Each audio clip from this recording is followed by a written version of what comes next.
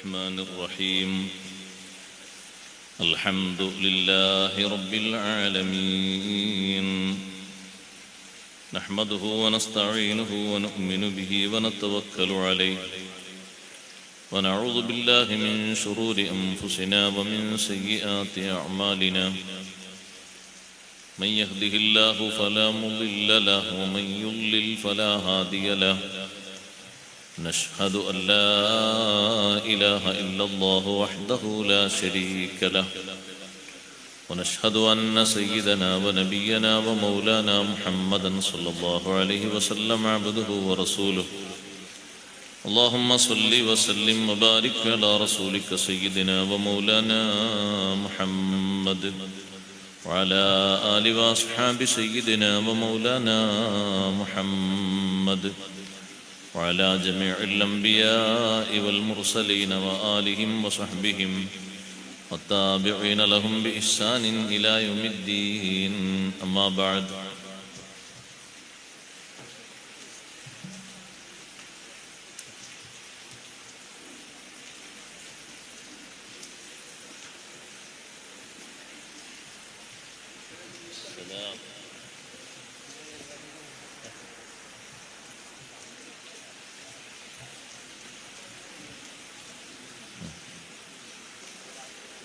فأعوذ بالله من الشيطان الرجيم بسم الله الرحمن الرحيم ومن أراد الآخرة وسعى لها سعيها وهو مؤمن فأولئك كان سعيهم مشكورا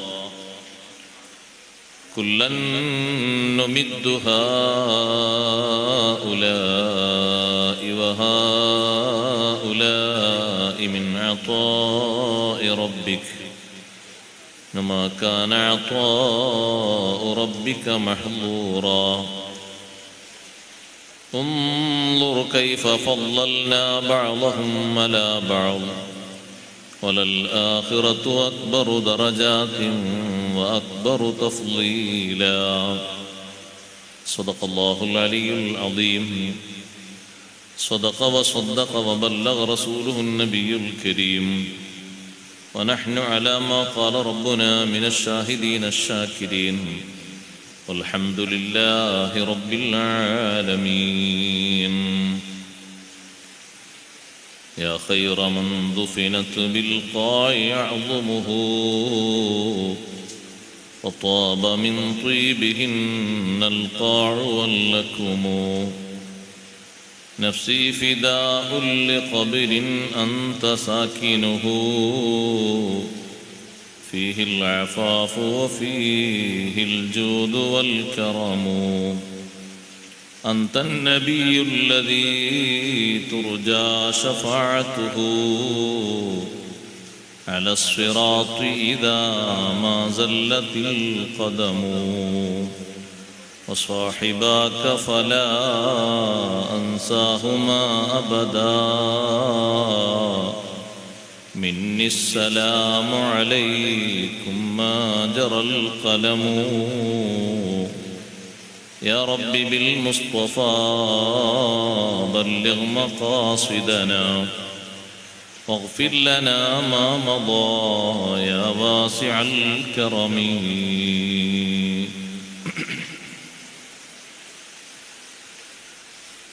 സമാദരണീയരായ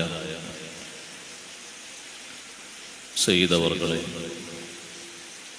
ഉസ്താദുമാരെ, പണ്ഡിതന്മാരെ, മുതഅല്ലിമുകളെ, മാന്യ സഹോദരങ്ങളെ, സുഹൃത്തുക്കളെ, അല്ലാഹുവിൻ്റെ അതിമഹത്തായ അനുഗ്രഹത്താൽ ബഹുവന്യരായ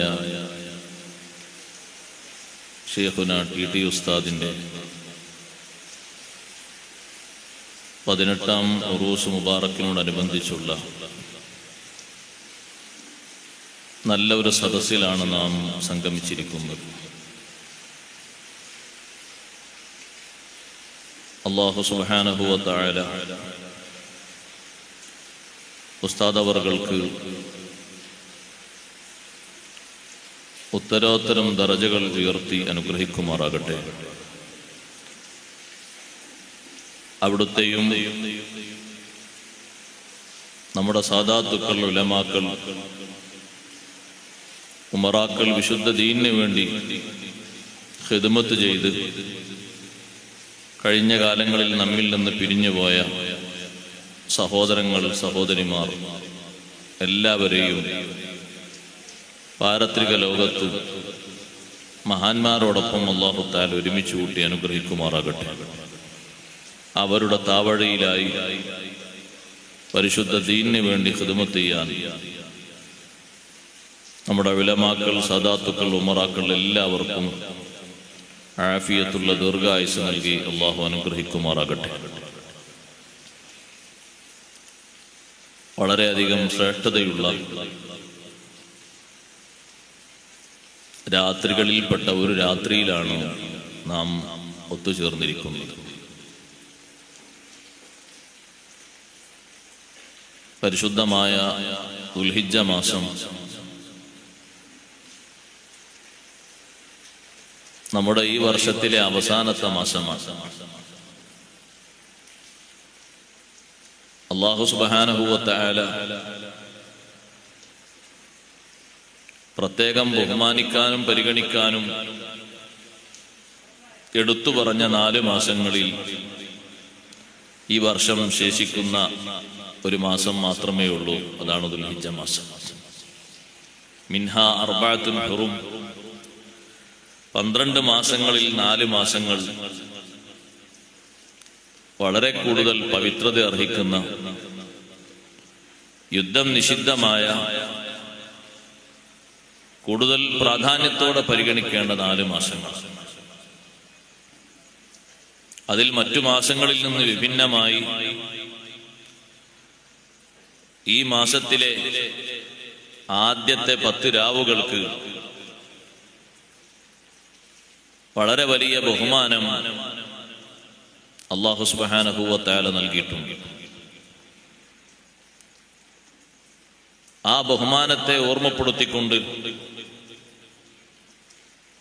അല്ലാഹു മാലോകരെ പഠിപ്പിച്ചു, വൽ ഫജ്രി വലയാലിൻ അശ്ർ വശഫഇ വൽ വത്ർ വല്ലൈലി ഇദാ യസ്ർ ഹൽ ഫീ ദാലിക ഖസമുൽ ലിദി ഹിജ്ർ. പ്രഭാതം തന്നെയാണ് സത്യം. പ്രഭാതം അല്ലാഹു സുബ്ഹാനഹു വ തആലയെ ഉൾക്കൊള്ളാനും പഠിക്കാനും കൂടുതൽ പ്രേരിപ്പിക്കുന്ന ഒരു യാഥാർത്ഥ്യമാണ്. ഓരോ പ്രഭാതവും റഹ്മാനായ റബ്ബിലേക്ക് കൂടുതൽ കൂടുതൽ തെളിവുകൾ വിശ്വാസികൾക്കും അല്ലാത്തവർക്കും സമ്മാനിക്കുന്നുണ്ട്. അതിനുശേഷം വലയാലിൻ അശ്ർ, 10 രാവുകളെ തന്നെയാണ് സത്യം. ആ 10 രാവുകളിൽ വളരെ പ്രാധാന്യമർഹിക്കുന്ന 10 രാവുകളാണ് ദുൽഹിജ്ജ മാസത്തിലെ ആദ്യത്തെ 10 രാവുകൾ. അഷ്റഫുൽ ഖൽഖ് സല്ലല്ലാഹു അലൈഹി വസല്ലം തങ്ങളുടെ സ്വഹാബത്ത് ഒരു വർഷത്തിലെ 3 പത്തുകളെ പ്രത്യേകം ആദരിക്കാറുണ്ടായിരുന്നു, ബഹുമാനിക്കാറുണ്ടായിരുന്നു എന്ന് ബഹുമാനപ്പെട്ട ഹാഫിദ് ജലാലുദ്ദീൻ സുയൂത്തി റഹ്മത്തുള്ളാഹി അലൈഹി രേഖപ്പെടുത്തിയത് കാണാം. സ്വഹാബത്ത് ബഹുമാനിച്ചിരുന്ന 3 പത്തുകളിൽ ഒരു 10 ദുൽഹിജ്ജയിലെ 1 മുതൽ 10 വരെയുള്ള ഈ 10 രാവും പകലും. രാത്രിക്ക് ബഹുമാനം ഉണ്ടാകുമ്പോൾ പകലിലും വലിയ ബഹുമാനം ഉണ്ടാകും. അതെല്ലാ ബഹുമാനങ്ങളും അങ്ങനെ തന്നെ. ലൈലത്തുൽ ഖദർ രാത്രിയിലാണ്, അതിന്റെ പിറ്റേന്ന് പകലിലും വലിയ ബഹുമാനം. അപ്പൊ രാത്രി ഹയാത്താക്കുന്ന ആളുകൾ പകലിലെ ബഹുമാനം കുറക്കാൻ പാടില്ല. ഈ രാത്രിക്കാണ് വലിയ മഹത്വം, അതുകൊണ്ട് പകലിന് കാര്യമായിട്ട് കഴമ്പൊന്നുമില്ല എന്നല്ല, പകലിലും വലിയ മഹത്വം തുടർന്നു വരുന്ന രാത്രിയോട് തുടർന്നു വരുന്ന മഹത്വമുള്ള രാത്രിയോട് തുടർന്നു വരുന്ന പകലിനും വലിയ മഹത്വങ്ങൾ അല്ലാഹു സമ്മാനിച്ചിട്ടുണ്ട്. അതിനെ ബഹുമാനിക്കേണ്ട വിധം പ്രത്യേകം ആരാധനകളാലും സൂക്ഷ്മതയാലും അള്ളാഹുവിലേക്കുള്ള മാർഗങ്ങൾ കൂടുതൽ കൂടുതൽ സ്വീകരിക്കുന്നതിനാലുമാണ്. ഈ 10 നമ്മളൊക്കെ സ്വീകരിക്കേണ്ട ഒരു പ്രധാനപ്പെട്ട മാർഗമാണല്ലോ തക്ബീർ. ദുൽഹിജ്ജ 1 മുതൽ തക്ബീർ പ്രത്യേകം സുന്നത്താണ്. ആടുമാട് ഒട്ടകങ്ങളിൽ നിന്ന് ഏതെങ്കിലും ഒന്നിനെ കാണുമ്പോൾ അല്ലെങ്കിൽ അതിന്റെ ശബ്ദം കേൾക്കുമ്പോൾ അല്ലാഹു അക്ബർ എന്ന് തക്ബീർ ചൊല്ലൽ സുന്നത്തുണ്ട്. കുറച്ച് ഉറക്കെ തക്ബീർ ചൊല്ലുന്ന മനുഷ്യൻ അള്ളാഹുവിന്റെ കഴിവ് സമ്മതിച്ച് പ്രഖ്യാപിക്കുന്നതോടൊപ്പം ഞാൻ വളരെ ചെറിയവനാണ്, നിസ്സാരനാണ് എന്ന് സമ്മതിക്കുന്ന വളരെ ആത്മാർത്ഥതയുടെ ഭക്തിയുടെ ഒരു ചിത്രവും അതിന്റെ കൂട്ടത്തിലുണ്ട്. നിസ്കാരത്തിൽ നമ്മൾ ഏറ്റവും ആവർത്തിച്ചു പറയുന്നത് അല്ലാഹു അക്ബർ, അല്ലാഹു അക്ബർ, അല്ലാഹു അക്ബർ എന്നാണ്. സമയ അല്ലാഹു ലിമൻ ഹമീദ ഒഴിച്ച് ബാക്കി എല്ലാ ഘട്ടങ്ങളിലും തക്ബീറാണ് ആവർത്തിച്ചു പറയുന്നത്. അതിന്റെ കാരണവും മഹാന്മാരായ പണ്ഡിതന്മാർ നമ്മെ പഠിപ്പിച്ചതും അങ്ങനെ തന്നെയാണ്. നിസ്കരിക്കുന്ന വ്യക്തിക്ക് അള്ളാഹുവിനെ കുറിച്ചുള്ള ബഹുമാനവും ഭക്തിയും വർദ്ധിക്കാൻ വേണ്ടി.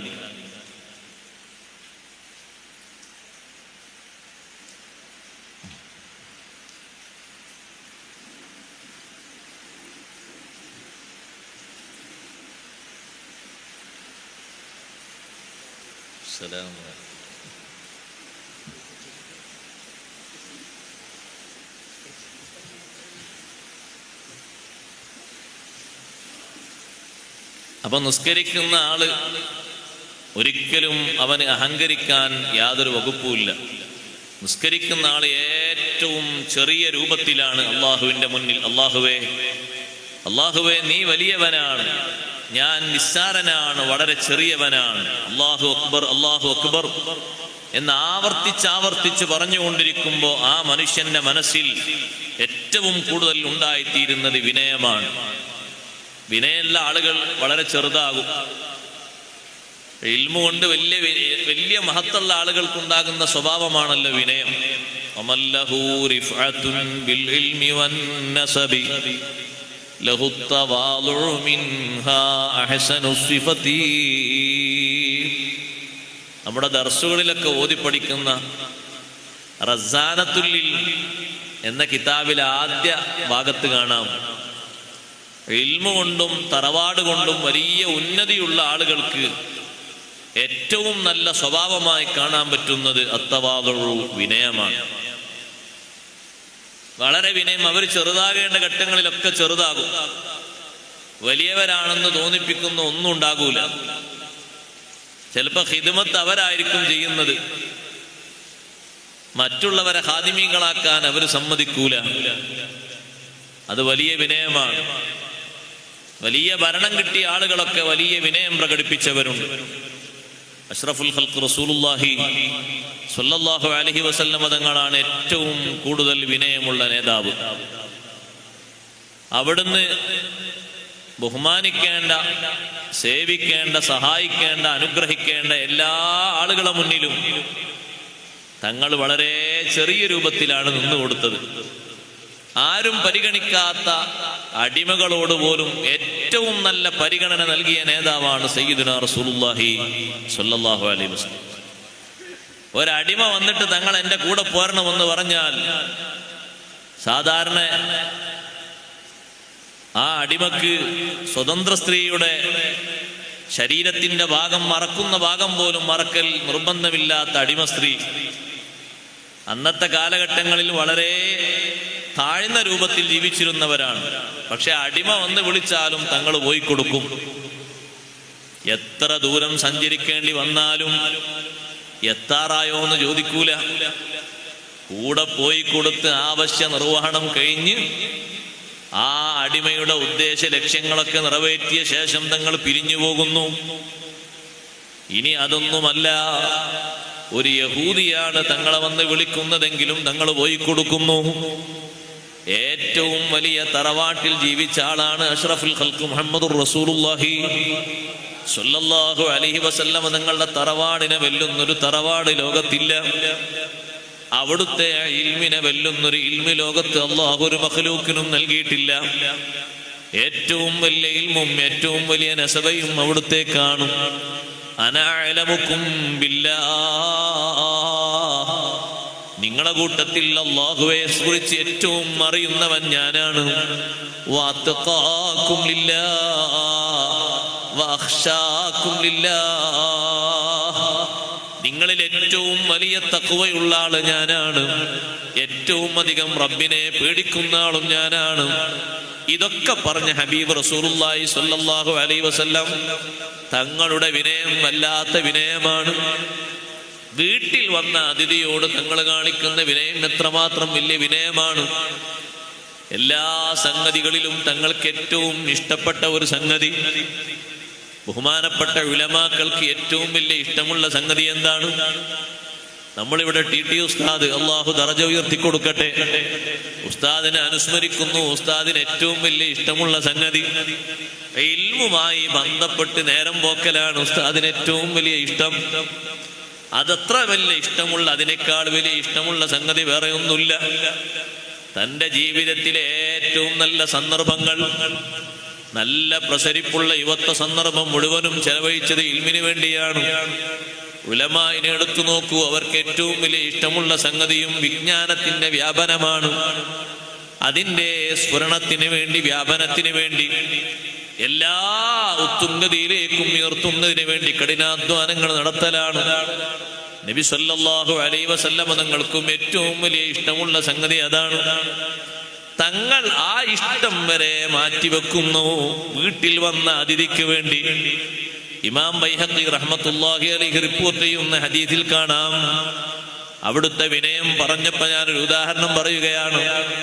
നബി സല്ലല്ലാഹു അലൈഹി വസല്ലം തങ്ങളെ വീട്ടിൽ ഒരു യഹൂദി വന്നു.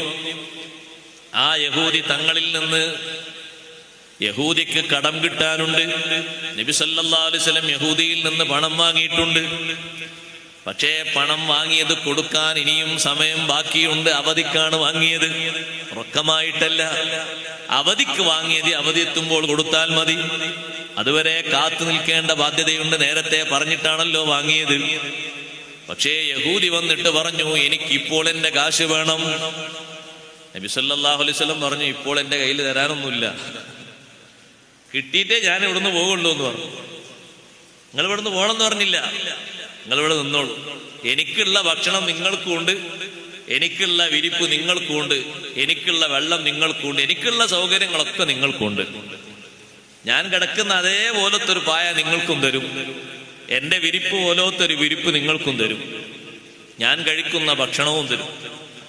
ഇതൊക്കെ പറഞ്ഞെങ്കിലും ഈ യഹൂദി വീട്ടിൽ വന്നു. വന്ന നേരം അസുറിന്റെ സമയത്ത് വീട്ടിൽ വന്നു. അസുർ നിസ്കാരം കഴിഞ്ഞ ഉടനെ സ്വഹാബത്തിന് ഒരു അല്പനേരം പോലും മുഖം കൊടുക്കാതെ ദിക്റും ദുആവും കഴിഞ്ഞ് തങ്ങൾ റൂമിലേക്ക് കയറി. മഗ്രിബ് നിസ്കാരം കഴിഞ്ഞിട്ട് ചില വിഷയങ്ങൾ പറയാൻ കാത്തു നിൽക്കുന്ന സ്വഹാബത്തിന് മുഖം കൊടുത്തില്ല, വീട്ടിലേക്ക് കയറി. ഇശാ നിസ്കാരവും കഴിഞ്ഞിട്ട് വീട്ടിലേക്ക് കയറി. എല്ലാ ദിവസവും സുബ്ഹിക്ക് ഒരു പ്രതീക്ഷയുണ്ട് സ്വഹാബത്തിന്. കാരണം മദീന മുനവ്വറയിൽ ഏറ്റവും അധികം സ്വഹാബത്തിന് തങ്ങളെ കാണാനും തങ്ങളിൽ നിന്ന് ഇൽമു ലഭിക്കാനും പറ്റുന്ന നേരം സുബ്ഹിന്റെ ശേഷമുള്ള നേരമാണ്. സുബ്ഹ് നിസ്കാരത്തിനാണ് മദീനത്തെ പള്ളിയിൽ ഏറ്റവും അധികം സ്വഹാബത്ത് പങ്കെടുക്കുന്നത്. ജുമുഅ കഴിഞ്ഞാൽ പിന്നെയുള്ള ജമാഅത്ത് സുബ്ഹിയാണ്. സുബ്ഹിക്ക് നാനാ ഭാഗത്തിനൊന്നും ചൂട്ടും കത്തിച്ച് സ്വഹാബത്ത് പള്ളിയിൽ വരും. ആ വന്നിരിക്കുന്ന സ്വഹാബത്തിനോട് ധാരാളം അറിവുകൾ പകർന്നു കൊടുത്ത് അനുഗ്രഹങ്ങൾ നൽകി. ഇമാം മുസ്ലിം റഹ്മത്തുള്ളാഹി അലൈഹി റിപ്പോർട്ട് ചെയ്തതുപോലെ അവരൊക്കെ കൊണ്ടുവന്ന് വെച്ച വെള്ളപ്പാത്രത്തിൽ തങ്ങളൊന്ന് കൈയിട്ടിങ്ങനെ കൊടുക്കും. തങ്ങൾ വീട്ടിൽ നിന്ന് ഇറങ്ങി പള്ളിയിലേക്ക് വരുന്ന ഭാഗത്ത് എല്ലാ ദിവസവും സ്വഹാബത്ത് വെള്ളപ്പാത്രം കൊണ്ടുവെക്കുന്ന പതിവുണ്ടായിരുന്നു.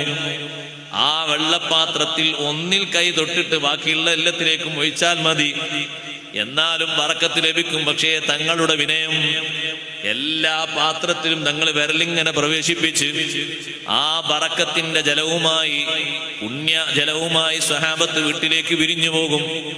അന്നത്തെ ദിവസം സുബ്ഹി നിസ്കാരം കഴിഞ്ഞ് ദിക്റും ദുആവും കഴിഞ്ഞ് ഉടനെ വീട്ടിലേക്ക് പോയി. ഉമർ റളിയല്ലാഹു അൻഹു വലിയൊരു ആശങ്ക. ഇന്നലെ നമ്മൾ അസറിന് കാത്തു നിന്നു, കിട്ടിയില്ല. മഗ്രിബിനും കാത്തു നിന്നു, കിട്ടിയില്ല. ഇശായിനും നിന്നു. നബിനെ പ്രതീക്ഷയുള്ളൊരു സമയമായിരുന്നു. സുബഹിക്ക് ശേഷം ഏതായാലും എല്ലാ തിരക്കും മാറ്റിവെച്ച് തങ്ങൾ ഒരുങ്ങുന്നൊരു വിഷയമാണ് സുബഹിന്റെ ശേഷമുള്ള ദർസ്. അതിന് അത്രയും കൂടുതൽ ആളുകളും എത്താറുണ്ട്. സ്വഹാബത്തിനൊക്കെ ഒഴിവുള്ള ടൈം ആയതുകൊണ്ട് തങ്ങൾ നല്ലോണം പരിഗണിച്ചുകൊണ്ട് അതിന് മുഖം കൊടുക്കുന്നൊരു സമയം. പക്ഷെ അതിനും നിന്നില്ലല്ലോ. അപ്പൊ ഒന്ന് വീട്ടിൽ പോയി നോക്കി റളിയല്ലാഹു അൻഹു. എന്തോ ഒരു കാര്യമായിട്ടൊരു വിഷയം ഉണ്ടല്ലോ. വീട്ടിൽ പോയപ്പോഴാണ് അവിടെ പായയിൽ ഇരിക്കുന്ന യഹൂദിയെ കണ്ടത്. യഹൂദിയെ കണ്ടപ്പോ ഉമർ റളിയല്ലാഹു അൻഹു ഒന്നിങ്ങനെ തോണ്ടിക്കൊടുത്തു. നിനക്കെന്താ അവിടെ എന്ന് ചോദിച്ചു. നീ കാരണമാണ് ഞങ്ങളെ ഇൽമിന്റെ മജ്ലിസ് മുടങ്ങിയത്, തങ്ങളെ കാണാൻ ഞങ്ങൾക്ക് സമയം കിട്ടാതിരുന്നത്. അഷ്റഫുൽ ഖൽഖ് മുഹമ്മദുർ റസൂലുള്ളാഹി സ്വല്ലല്ലാഹു അലൈഹി വസല്ലം തങ്ങൾ ഇൽമിന് വേണ്ടി അവിടെ കാത്തു നിന്നാൽ ഒന്നും സംഭവിക്കാനില്ല. പക്ഷേ തങ്ങളുടെ വിനയം, ഞാനിവിടെ പള്ളിയിൽ ദീർഘിച്ച സമയം ചെലവഴിക്കുമ്പോ വീട്ടിൽ വന്ന അതിഥിക്ക് തോന്നിപ്പോകും ഞാൻ വീട്ടിൽ വന്നത് കൊണ്ടാണ് തങ്ങൾ വീട്ടിലേക്ക് പെട്ടെന്ന് വരാതെ സമയം അവിടെ കഴിയുന്നത്. എന്റെ അതിഥിക്ക് ഞാൻ കാരണമായൊരു വിഷമവും ഉണ്ടാകരുത്. ആ അതിഥിക്ക് എന്റെ നിർബന്ധമായ കാര്യങ്ങൾ ഇവിടെ നിന്ന് നിർവഹിച്ച ശേഷം എന്നെ അതിഥിക്ക് കിട്ടേണ്ടതുണ്ട്. ഞാൻ ആ അതിഥിക്ക് ഖിദ്മത്ത് ചെയ്യേണ്ട ആളാണ്. ആ അതിഥി ആരാകട്ടെ, മുസ്ലിം ആകട്ടെ അമുസ്ലിം ആകട്ടെ, അതിഥിയെ വലിയല്ലാത്ത രൂപത്തിൽ പരിഗണിക്കണം. ആ പരിഗണന എന്ന അർത്ഥത്തിൽ ഇൽമിന്റെ മജ്ലിസിലേക്ക് മുഖം കൊടുക്കാതെ നബി സല്ലല്ലാഹു അലൈഹി വസല്ലം തങ്ങൾ യഹൂദിയായ അതിഥിയുടെ കൂടെ ഇരിക്കുമ്പോ ഉമർ ഇബ്നുൽ ഖത്താബ് റളിയല്ലാഹു അൻഹു വന്നിട്ട് നീ കാരണമായിട്ടാണ് ഞങ്ങളെ മജ്ലിസൊക്കെ മുടങ്ങിയത് എന്ന് പറഞ്ഞപ്പോ നബി സല്ലല്ലാഹു അലൈഹി വസല്ലം തിരിച്ചു പറയുന്നത്, ഉമറേ ഇന്നഹു ലൈഫി, അതെന്റെ അതിഥിയാണ്, നിങ്ങൾ ആദരിച്ചോളണം, ശല്യം ചെയ്യാൻ പാടില്ല.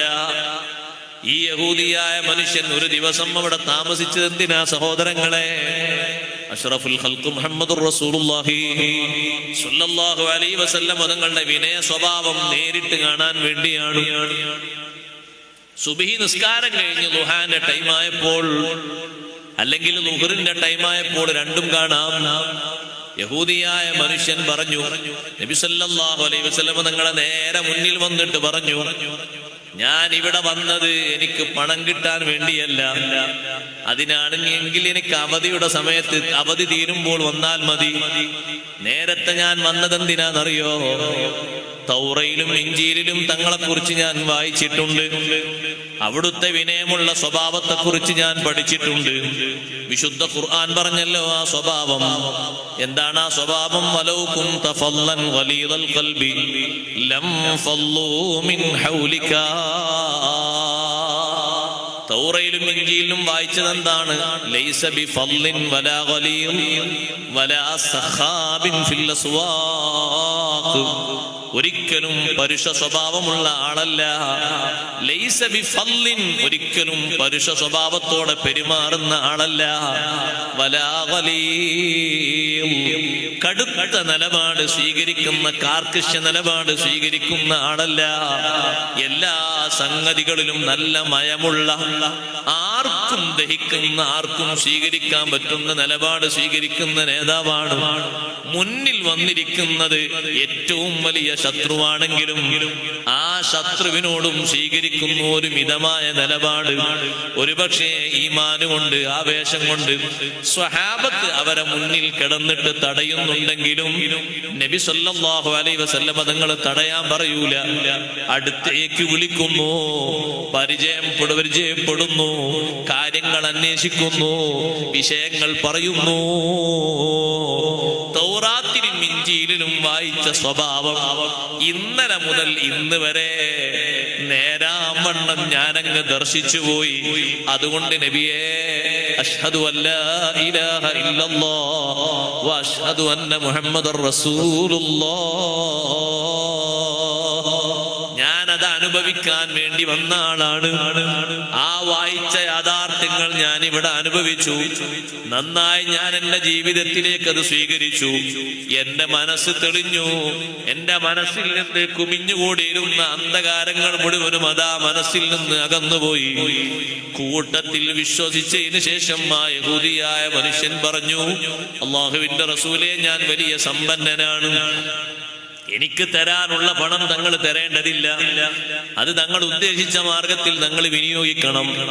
ഇനിയും സമ്പത്ത് വേണോ എന്നോട് ചോദിച്ചാൽ അനിഷ്ടം പോലെ തരാം. ഞാൻ സമ്പത്ത് ആഗ്രഹിച്ച് വന്ന ആളല്ല ഒരിക്കലും. ഞാനിവിടെ വന്നത് തങ്ങളെ സ്വഭാവം ഒന്ന് മനസ്സിലാക്കാനാണ്. പറഞ്ഞു വന്നത് എന്താ സഹോദരങ്ങളെ? ഏറ്റവും വലിയ വിനയം ചെയ്ത നേതാവാണ് മുഹമ്മദുർ റസൂലുള്ളാഹി സ്വല്ലല്ലാഹു അലൈഹി വസല്ലം തങ്ങൾ. അവിടുത്തെ വിനയം കൊണ്ടല്ലേ വീട്ടിൽ തങ്ങൾ നിർവഹിക്കുന്ന ഖിദ്മത്ത് വല്ലാത്ത ഖിദ്മത്താണ്. ഇത്ര വലിയ തിരക്കുള്ളൊരു നേതാവ് ലോകത്ത് വേറെയുണ്ടോ? വേറെ നമുക്ക് കാണാൻ കഴിയില്ല. ചരിത്രത്തിൽ അന്വേഷിച്ചാൽ നമുക്ക് മനസ്സിലാക്കാൻ കഴിയില്ല. അത്രയും തിരക്ക് ഒരു ആലങ്കാരികമായിട്ടല്ല, യാഥാർത്ഥ്യമായിട്ടാണ്. പക്ഷേ ആ തിരക്കുകൾക്കിടയിലും വീട്ടിലെത്തിയാലും വീട്ടുകാരോടൊപ്പം ഇരിക്കാനും സംസാരിക്കാനും നേരം കാണുന്ന നേതാവ്, കുടുംബത്തോടൊപ്പം ചെലവഴിക്കാൻ നേരം കാണുന്ന നേതാവ്, ആ കുടുംബത്തിലുള്ള ഓരോ ആളുകൾക്കും വേണ്ട കാര്യങ്ങൾ ഒത്താശകൾ ചെയ്തു കൊടുക്കാൻ വലിയ താല്പര്യം കാണിക്കുന്ന നേതാവ്, കൂടുതൽ വിനയം പ്രകടിപ്പിക്കുന്ന നേതാവായിരുന്നു അഷ്റഫുൽ ഖൽഖ് മുഹമ്മദുർ റസൂലുള്ളാഹി സ്വല്ലല്ലാഹു അലൈഹി വസല്ലം തങ്ങൾ. അതുകൊണ്ട് തന്നെയാണ് അവിടുത്തെ വിനയം കണ്ടില്ലേ? അവിടുത്തെ സ്വഹാബിമാരിൽപ്പെട്ട ഓരോരുത്തരും വലിയ ഉന്നതങ്ങളിലേക്ക് ഉയരണം, ഉയർന്ന രൂപത്തിൽ ജീവിക്കണം, അള്ളാഹുവിന്റെ ദീനിന് വേണ്ടി കൂടുതൽ ഖിദ്മത്തെടുക്കാൻ ഭാഗ്യം കിട്ടുന്നവരാകണം എന്ന നിലക്ക് അവരെ ഉയർത്തി കൊണ്ടുവരുന്നതിൽ നബി സല്ലല്ലാഹു അലൈഹി വസല്ലം തങ്ങൾ കാണിച്ച പരിശ്രമം വല്ലാത്ത വിനയത്തിന്റെ പരിശ്രമമാണ്. ആരെല്ലാം ഉണ്ട് ആ കൂട്ടത്തിൽ? കറുത്ത വർഗക്കാരുണ്ട്, സംസ്കാരം വളരെ കുറഞ്ഞവരുണ്ട്, ഭാഷയിൽ മാത്രമല്ല പ്രവൃത്തിപഥത്തിലും സംസ്കാരം കുറഞ്ഞവരുണ്ട്.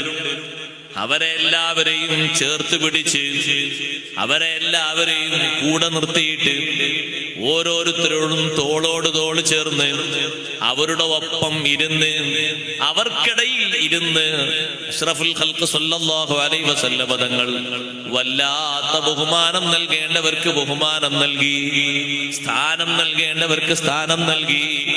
ആ സ്ഥാനമാനങ്ങൾ മറ്റുള്ളവരെ പഠിപ്പിച്ചു. സ്വഹാബത്തിന്റെ ഇടയിൽ തന്നെ എല്ലാവരും ഒരേ സ്ഥാനക്കാരല്ല, എല്ലാവരും ഒരേ ഗ്രേഡിലുള്ളവരല്ല, വ്യത്യസ്ത തലങ്ങളിലുള്ളവരാണ്. ആ കൂട്ടത്തിൽ വലിയ ബഹുമാനം കിട്ടിയ ആളുകളല്ലേ ബദരീങ്ങൾ. ബദരീങ്ങൾക്ക് എത്രമാത്രം വലിയ ബഹുമാനമാണ് നബി സല്ലല്ലാഹു അലൈഹി വസല്ലം നൽകിയത്.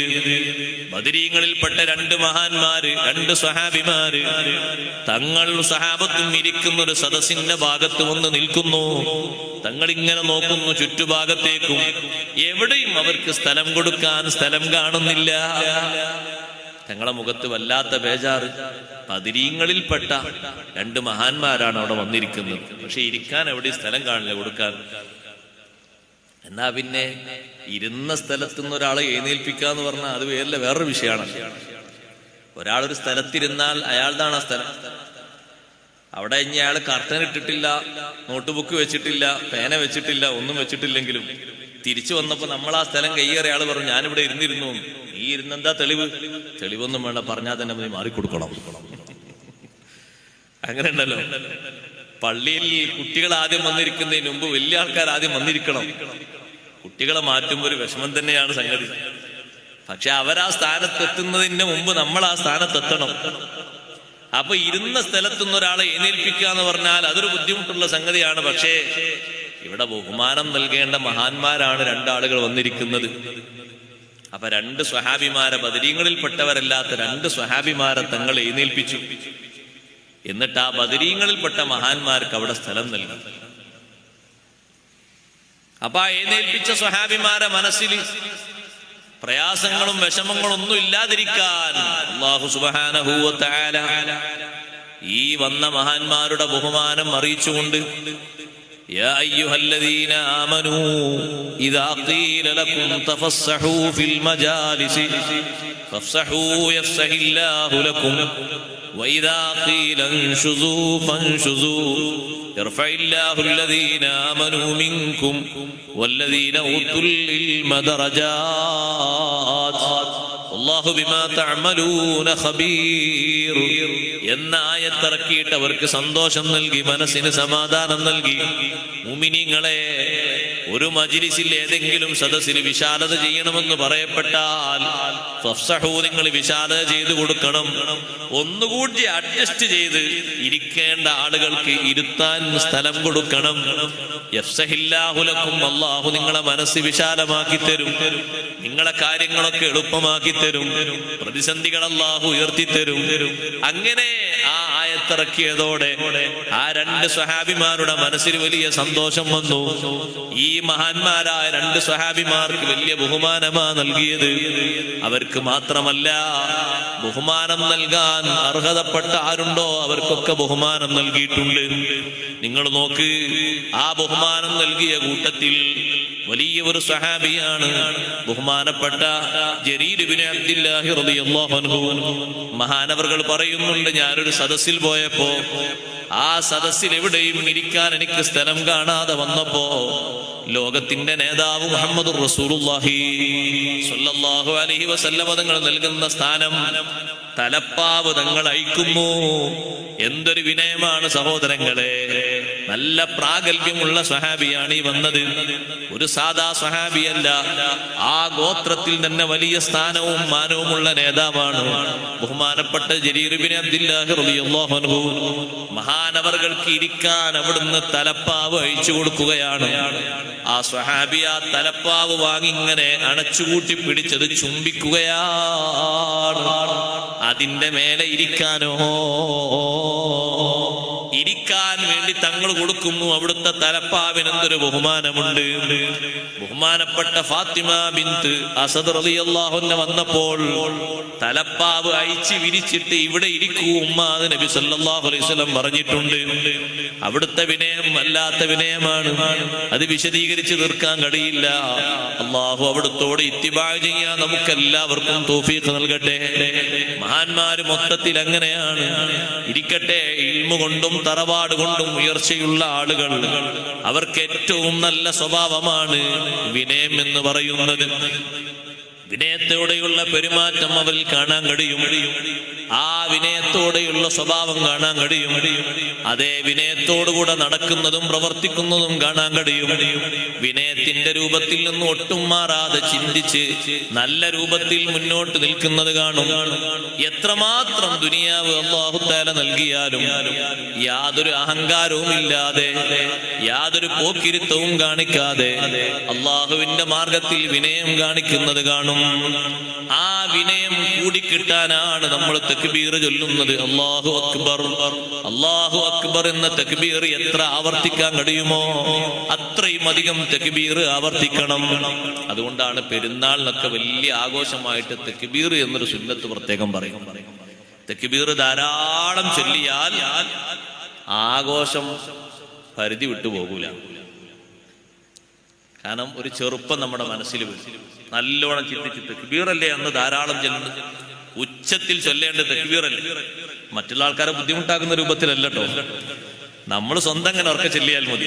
എന്നാ തന്നെ നല്ല സന്തോഷാണല്ലോ. ഓരോ വീടുകളിലും കേൾക്കുന്നത്, ആ വീട്ടുകാരൊക്കെ മുഴക്കുന്നത് അല്ലാഹു അക്ബർ, അല്ലാഹു അക്ബർ, അല്ലാഹു അക്ബർ, ലാ ഇലാഹ ഇല്ലല്ലാഹു അല്ലാഹു അക്ബർ, അല്ലാഹു അക്ബർ വലില്ലാഹിൽ ഹംദ്.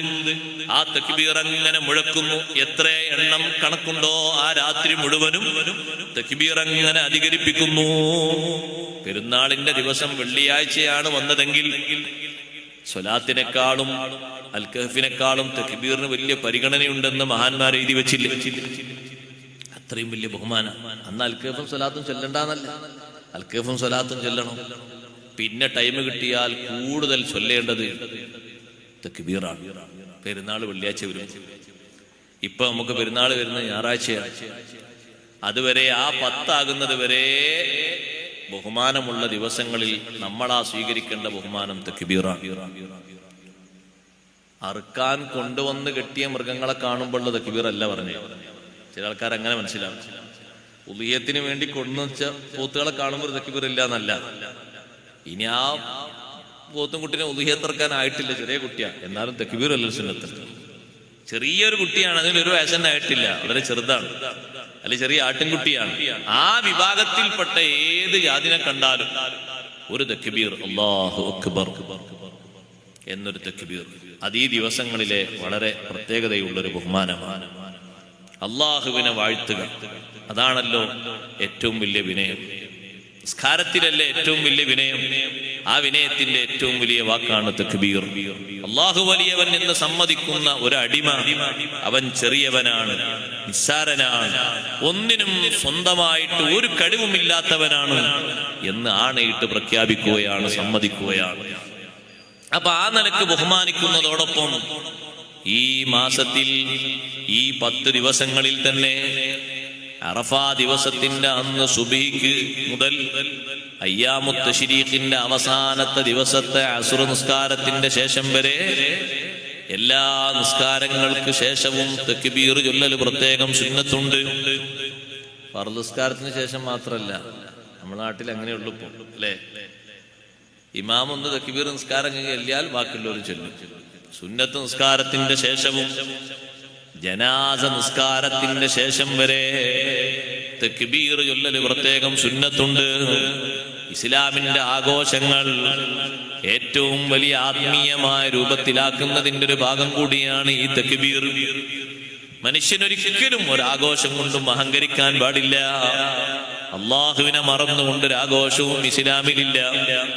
ഈ 4 ദിവസങ്ങളിലും സഹോദരങ്ങളെ, നോമ്പ് നോൽക്കൽ ഹറാമാണ്.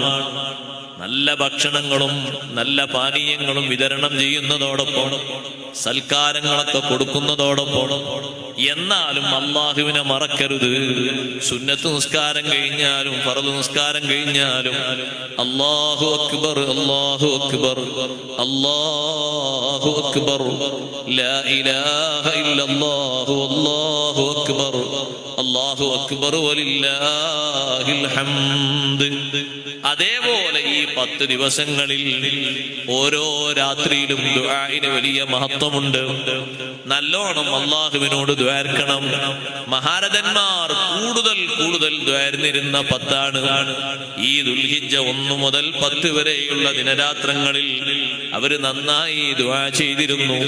അതിന്റെ മുമ്പ് ദ്വാർന്നതിനേക്കാൾ കൂടുതൽ ദ്വാർക്കണം, എണ്ണിപ്പറഞ്ഞ് ദ്വാർക്കണം.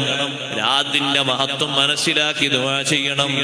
വെള്ളിയാഴ്ച രാത്രിയിൽ കൂടുതൽ ദ്വാർക്കാറില്ലേ, വെള്ളിയാഴ്ച പകലിൽ കൂടുതൽ ദ്വാർക്കാറില്ലേ എന്നതുപോലെ ഈ 10 ദിവസങ്ങളിലും നിസ്കാരത്തിന്റെ ശേഷം ഒറ്റക്ക് നിസ്കരിക്കുന്ന സുന്നത്ത് നിസ്കാരങ്ങൾക്ക് ശേഷവും ഖുർആൻ ഓതിയ ശേഷവും ഏതെല്ലാം പ്രാർത്ഥനകൾ സുന്നത്തായി വരുന്ന സന്ദർഭങ്ങളുണ്ടോ അപ്പോഴൊക്കെ ദുആ പതിവാക്കി കൂടുതലായി ചൊല്ലേണ്ടതുണ്ട്. സൈനുദ്ദീൻ മഖ്ദൂം റളിയല്ലാഹു അൻഹു പഠിപ്പിച്ചതുപോലെ വൽ ഫജ്രി സൂറത്ത് എല്ലാ ദിവസവും ഓതൽ സുന്നത്തുള്ള 10 ദിവസങ്ങളാണ് ഈ കടന്നു പോകുന്നത്. 200 ഇഖ്ലാസ് സൂറത്ത് ഓതലും സുന്നത്താണെന്ന് ഫത്ഹുൽ മുഈനിൽ കാണാം. ഇഖ്ലാസ് സൂറത്ത് വർദ്ധിപ്പിക്കാനും മഹത്വമുള്ള ദിവസങ്ങൾ. സഹോദരങ്ങളെ, നമ്മുടെ മുന്നിൽ എങ്ങനെയാണ് ഈ ദിവസങ്ങളെ ബഹുമാനിക്കേണ്ടത്? സ്വഹാബത്ത് ബഹുമാനിച്ചിരുന്നു എന്ന് ഖുർആൻ പണ്ഡിതന്മാർ രേഖപ്പെടുത്തുമ്പോ ആ ബഹുമാനത്തിന്റെ രൂപമാണ് ഈ പറയുന്നത്. മറ്റൊരു രൂപമുണ്ട്, 1 മുതൽ 9 വരെ നോമ്പ് നോറ്റുകൊണ്ടുള്ളൊരു ബഹുമാനം. അതും ഒരു ബഹുമാനം തന്നെയാണ്. അഷ്റഫുൽ ഖൽഖ് മുഹമ്മദുർ റസൂലുള്ളാഹി സ്വല്ലല്ലാഹു അലൈഹി വസല്ലം തങ്ങൾ പഠിപ്പിച്ചു, മാ മിൻ അയ്യാമിൻ അൽ അമലുസ് സാലിഹു ഫീഹിന്ന അഫ്ളലു മിൻ ഹാദിഹിൽ അയ്യാം. ഏറ്റവും സുഹൃതങ്ങൾക്ക് ശ്രേഷ്ഠതയുള്ള മഹത്വമുള്ള ദിവസങ്ങൾ ഈ ദുൽഹിജ്ജ 1 മുതൽ 10 വരെയുള്ള ദിവസങ്ങളെ പോലെ മറ്റു ദിവസങ്ങൾ വേറെയില്ല.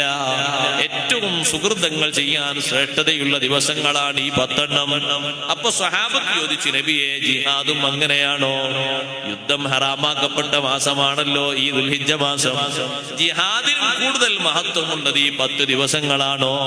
തങ്ങൾ പറഞ്ഞു, ജിഹാദും അങ്ങനെ തന്നെയാണ്. അനിവാര്യ അനിവാര്യ ഘട്ടത്തിൽ ജിഹാദിന് വേണ്ടി പുറപ്പെടേണ്ടി വന്നാൽ ഏറ്റവും ശ്രേഷ്ഠതയുള്ള ജിഹാദ് ആ 10 ദിവസങ്ങളിൽ നിർവഹിക്കുന്ന ജിഹാദാണ്. നേരത്തെ പ്ലാൻ ചെയ്ത് ഒരു യുദ്ധം പ്ലാൻ ചെയ്തു പോകാൻ പറ്റൂല. പക്ഷേ അനിവാര്യ ഘട്ടങ്ങളിൽ പ്രതിരോധിക്കേണ്ടി വന്നു. അതും ഒരു ജിഹാദായിട്ട് വന്നേക്കാമല്ലോ. അതേ ഇസ്ലാമികമായി സാങ്കേതികമായ പ്രയോഗത്തിലുള്ള ജിഹാദ് വെട്ടി നിരത്തുന്ന സ്വഭാവമുള്ള ജിഹാദല്ല. അങ്ങനൊരു ജിഹാദ് ഇസ്ലാമിൽ എവിടെയും കാണാനും കഴിയൂല. മുഴുവനും തുടച്ചു നീക്കി തരിപ്പണമാക്കുന്ന നശിപ്പിക്കുന്ന ഒരു ജിഹാദ് ഇസ്ലാമിൽ എവിടെയും നോക്കിയാൽ ആർക്കും കാണാൻ കഴിയൂല. ഏറ്റവും കൂടുതൽ ആളുകൾ നബി സല്ലല്ലാഹു അലൈഹി വസല്ലം തങ്ങളോടൊപ്പം ഉണ്ടായപ്പോഴും തങ്ങൾ പറയുന്നത് ശത്രുപക്ഷത്തുള്ള ആളുകളുടെ കൃഷിയിടങ്ങളും അവരുടെ വാഹനങ്ങളും അവരുടെ മൃഗങ്ങളും അവരുടെ സഹായികളെയും സംരക്ഷിക്കണം, പരിരക്ഷിക്കണം. അവർക്കൊന്നും ഒരു പോറലും ഏൽക്കരുത്, ഒരു പരിക്കുമേൽക്കരുത്. ആ രൂപത്തിലുള്ള നിയമാടിസ്ഥാനത്തിലുള്ള ഒരു പ്രതിരോധം അത് ഈ ദിവസങ്ങളിൽ വരേണ്ടി വന്നാൽ അതിനും വലിയ മഹത്വമുണ്ട്, ശ്രേഷ്ഠതയുണ്ട്.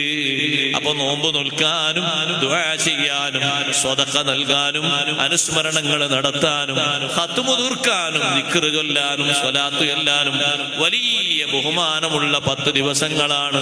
വലയാലിൻ അശ്ർ 3 പത്തുകളിൽ ഒരു 10 ഈ പറയുന്ന ദുൽഹിജ്ജ മാസത്തിലെ 1 മുതൽ 10 വരെയുള്ള സന്ദർഭം. അതിനിടക്കൊരു കാര്യം കൂടി പറയട്ടെ. നമ്മുടെ ഉമ്മത്തിന് മാത്രം ശ്രേഷ്ഠതയുള്ള ഒരു സുന്നത്ത് നോമ്പ് കിട്ടിയതാണല്ലോ അറഫാ നോമ്പ്. സൈനുദ്ദീൻ മഖ്ദൂം റളിയല്ലാഹു അൻഹു പഠിപ്പിച്ചു, സുന്നത്ത് നോമ്പുകളുടെ കൂട്ടത്തിൽ ഏറ്റവും വലിയ മഹത്വമുള്ള നോമ്പാണ് അറഫാ നോമ്പ്. എന്താ കാരണം? അഷ്റഫുൽ ഖൽഖ് മുഹമ്മദുർ റസൂലുള്ളാഹി സ്വല്ലല്ലാഹു അലൈഹി വസല്ലം തങ്ങളുടെ ഉമ്മത്തിന് പ്രത്യേകം സുന്നത്താക്കപ്പെട്ട നോമ്പാണത്. പൂർവകാലത്തുള്ള ആളുകൾ നോറ്റ് വരുന്നൊരു നോമ്പുണ്ട്, മുഹറം 10ന്റെ നോമ്പ്. അതിനേക്കാൾ വലിയ മഹത്വം ഈ നോമ്പിനുണ്ട്.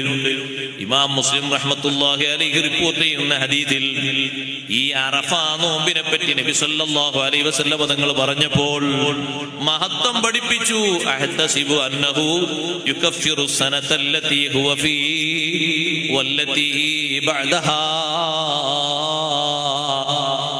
വർഷത്തിലെ ചെറുദോഷങ്ങളെയും അടുത്ത വർഷത്തെ ചെറുദോഷങ്ങളെയും പൊറുപ്പിക്കുന്ന നോമ്പാണ് അറഫാ ദിവസത്തെ നോമ്പെന്ന് സയ്യിദുനാ റസൂലുള്ളാഹി സ്വല്ലല്ലാഹു അലൈഹി വസല്ലം അതേ അവസരത്തിൽ ഒരുപാട് കാലത്തുള്ള ആളുകൾ നോറ്റുവന്ന മദീനയിലേക്ക് തങ്ങൾ പോയപ്പോ മദീനയിലെ യഹൂദികൾ പോലും നോറ്റതായി കണ്ട അനുഭവപ്പെട്ട നോമ്പായ മുഹറം 10ന്റെ നോമ്പിനെ പറ്റി യുകഫിറു സനതൽ മാളിയ, കഴിഞ്ഞ ഒരു വർഷത്തെ ചെറുദോഷങ്ങൾ പൊറുപ്പിക്കുമെന്നാണ് നബി സല്ലല്ലാഹു അലൈഹി വസല്ലം പറഞ്ഞത്.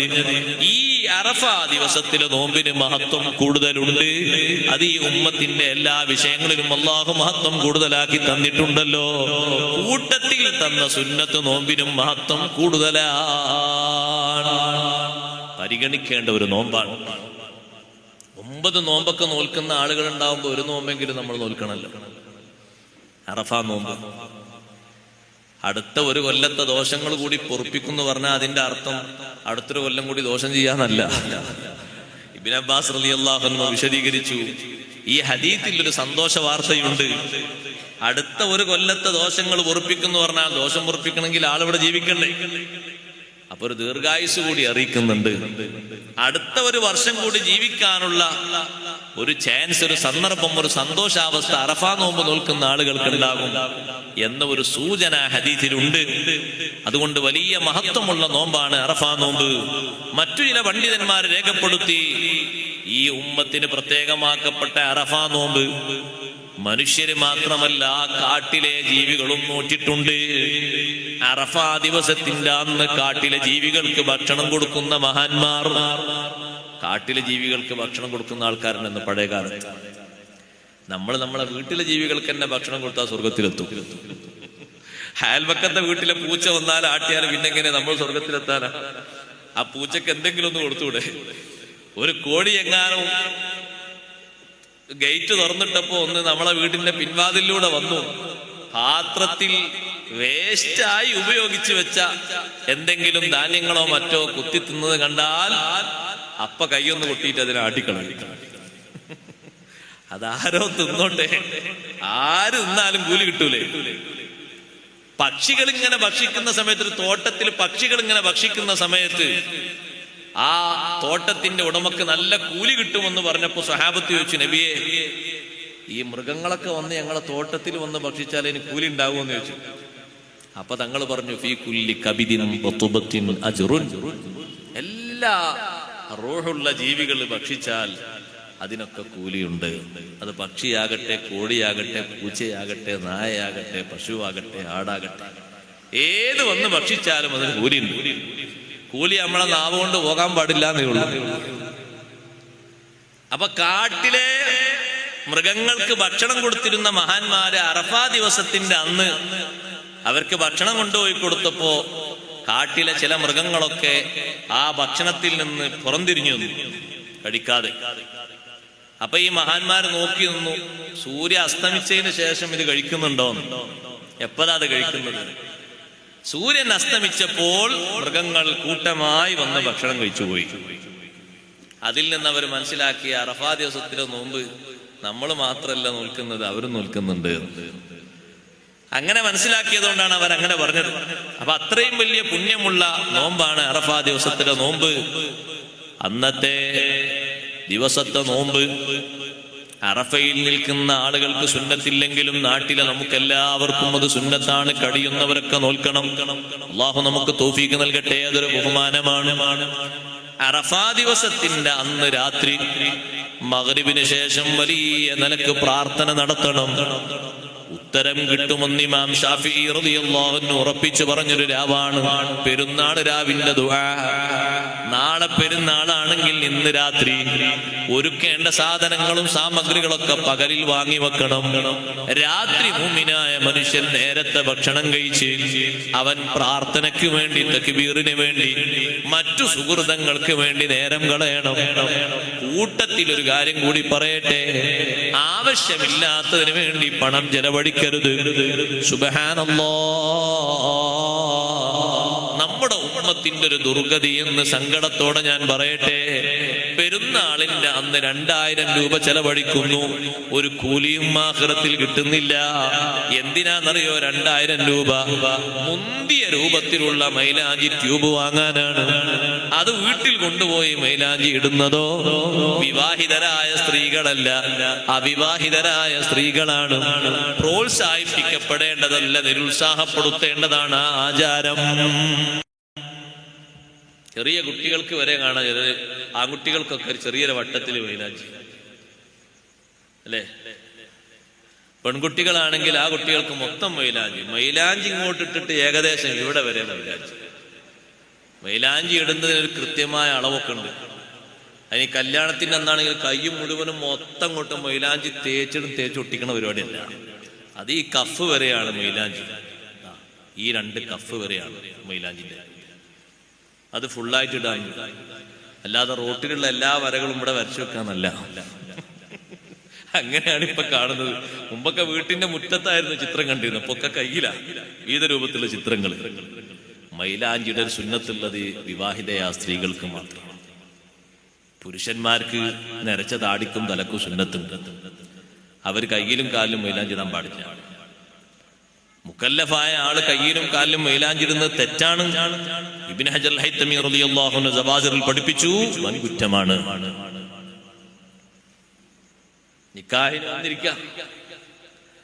നിക്കാഹിന് വന്നിരിക്കുമ്പോ കൈ കൊടുത്തപ്പോ ആ കൈ സ്വീകരിക്കാൻ ഉസ്താദ് മടി കാണിച്ചു. ഒരു സ്ഥലത്ത് പുതിയാപ്പിളന്റെ കൈ സ്വീകരിക്കാൻ ഉസ്താദ് മടി കാണിച്ചു. കൈ ഇങ്ങനെ കൊടുത്തപ്പോ ഉസ്താദ് കൈ നീട്ടിക്കൊടുത്തില്ല. ഉസ്താദ് കൈ ഇങ്ങനെ ബേക്കോട്ട് വെച്ചു. അപ്പൊ സദസ്യരൊക്കെ നോക്കി, എന്താ ഉസ്താദിന് പുതിയാപ്പിളിനോടൊത്തൊരു ഒരു വിമ്മിട്ടം, ഒരു ഇടങ്ങേറിങ്ങനെ. കൈ എന്തിനാ ഉസ്താദ് വലിച്ചത്? ഒന്നിനുമല്ല, കൊടുക്കാൻ പറ്റാത്ത കൈയായതുകൊണ്ട്. ആ കയ്യിൽ മുഴുവനും മൈലാഞ്ചി. പിന്നെ അവിടെയാണ് നമ്മൾ ദ്വാരക്കുന്നത്, ബാറക്കല്ലാഹു ലക്കുമാ അലൈക്കുമാ ജമാ ബൈനക്കുമാ ഖത്തറ നസ്ലക്കുമാ എന്നൊക്കെ. എല്ലാ ദുആ അവിടെ. ഇജാബത്തിന് ചാൻസ് വളരെ കുറവാ. അതാദ്യം ഓർമ്മപ്പെടുത്തി കൊടുക്കണം, ഹറാമാണ്, പാടില്ല. മൈലാഞ്ചി ഇട്ട ഒരു സ്വഹാബിയെ നബി സല്ലല്ലാഹു അലൈഹി വസല്ലം തങ്ങളുടെ സാന്നിധ്യത്തിലേക്ക് സ്വഹാബത്ത് കൂട്ടിക്കൊണ്ടുവന്നു. ഹദീസിൽ ആ സ്വഹാബിയെ പറ്റി പറഞ്ഞെടുത്ത് ഉത്തിയ ബി മുഖന്നത്തിൻ എന്നാണ് പദപ്രയോഗം. നേർക്ക് നേരെ അർത്ഥം വെച്ചാൽ ഒരു പെൺകൂസനെ കൊണ്ടുവരപ്പെട്ടു എന്നാണ് അർത്ഥം. ഉത്തിയ പെണ്ണിന്റെ പണിയാണ് ചെയ്താ പിന്നെ എന്റെ പേരല്ലേ മുഖന്നത്ത്, പെൺകൂസൻ. ഒരു പെൺകൂസിനെ കൊണ്ടുവരപ്പെട്ടു എന്നാ നേർക്ക് നേരെ അതിന്റെ അർത്ഥം. സ്വഹാബി അല്ലേ, എത്ര വലിയ ബഹുമാനമുള്ള ആളാ. സ്വഹാബത്തിന്റെ അത്ര ബഹുമാനമുള്ള ഔലിയാക്കൾ ലോകത്താരാളുള്ളത്? ലോകത്താരുമില്ലല്ലോ ആ ദർജയിലെത്തുന്നവര്. അമ്പിയാക്കൾ കഴിഞ്ഞ ഏറ്റവും വലിയ ബഹുമാനമുള്ള മഹാന്മാര് സ്വഹാബത്തല്ലേ.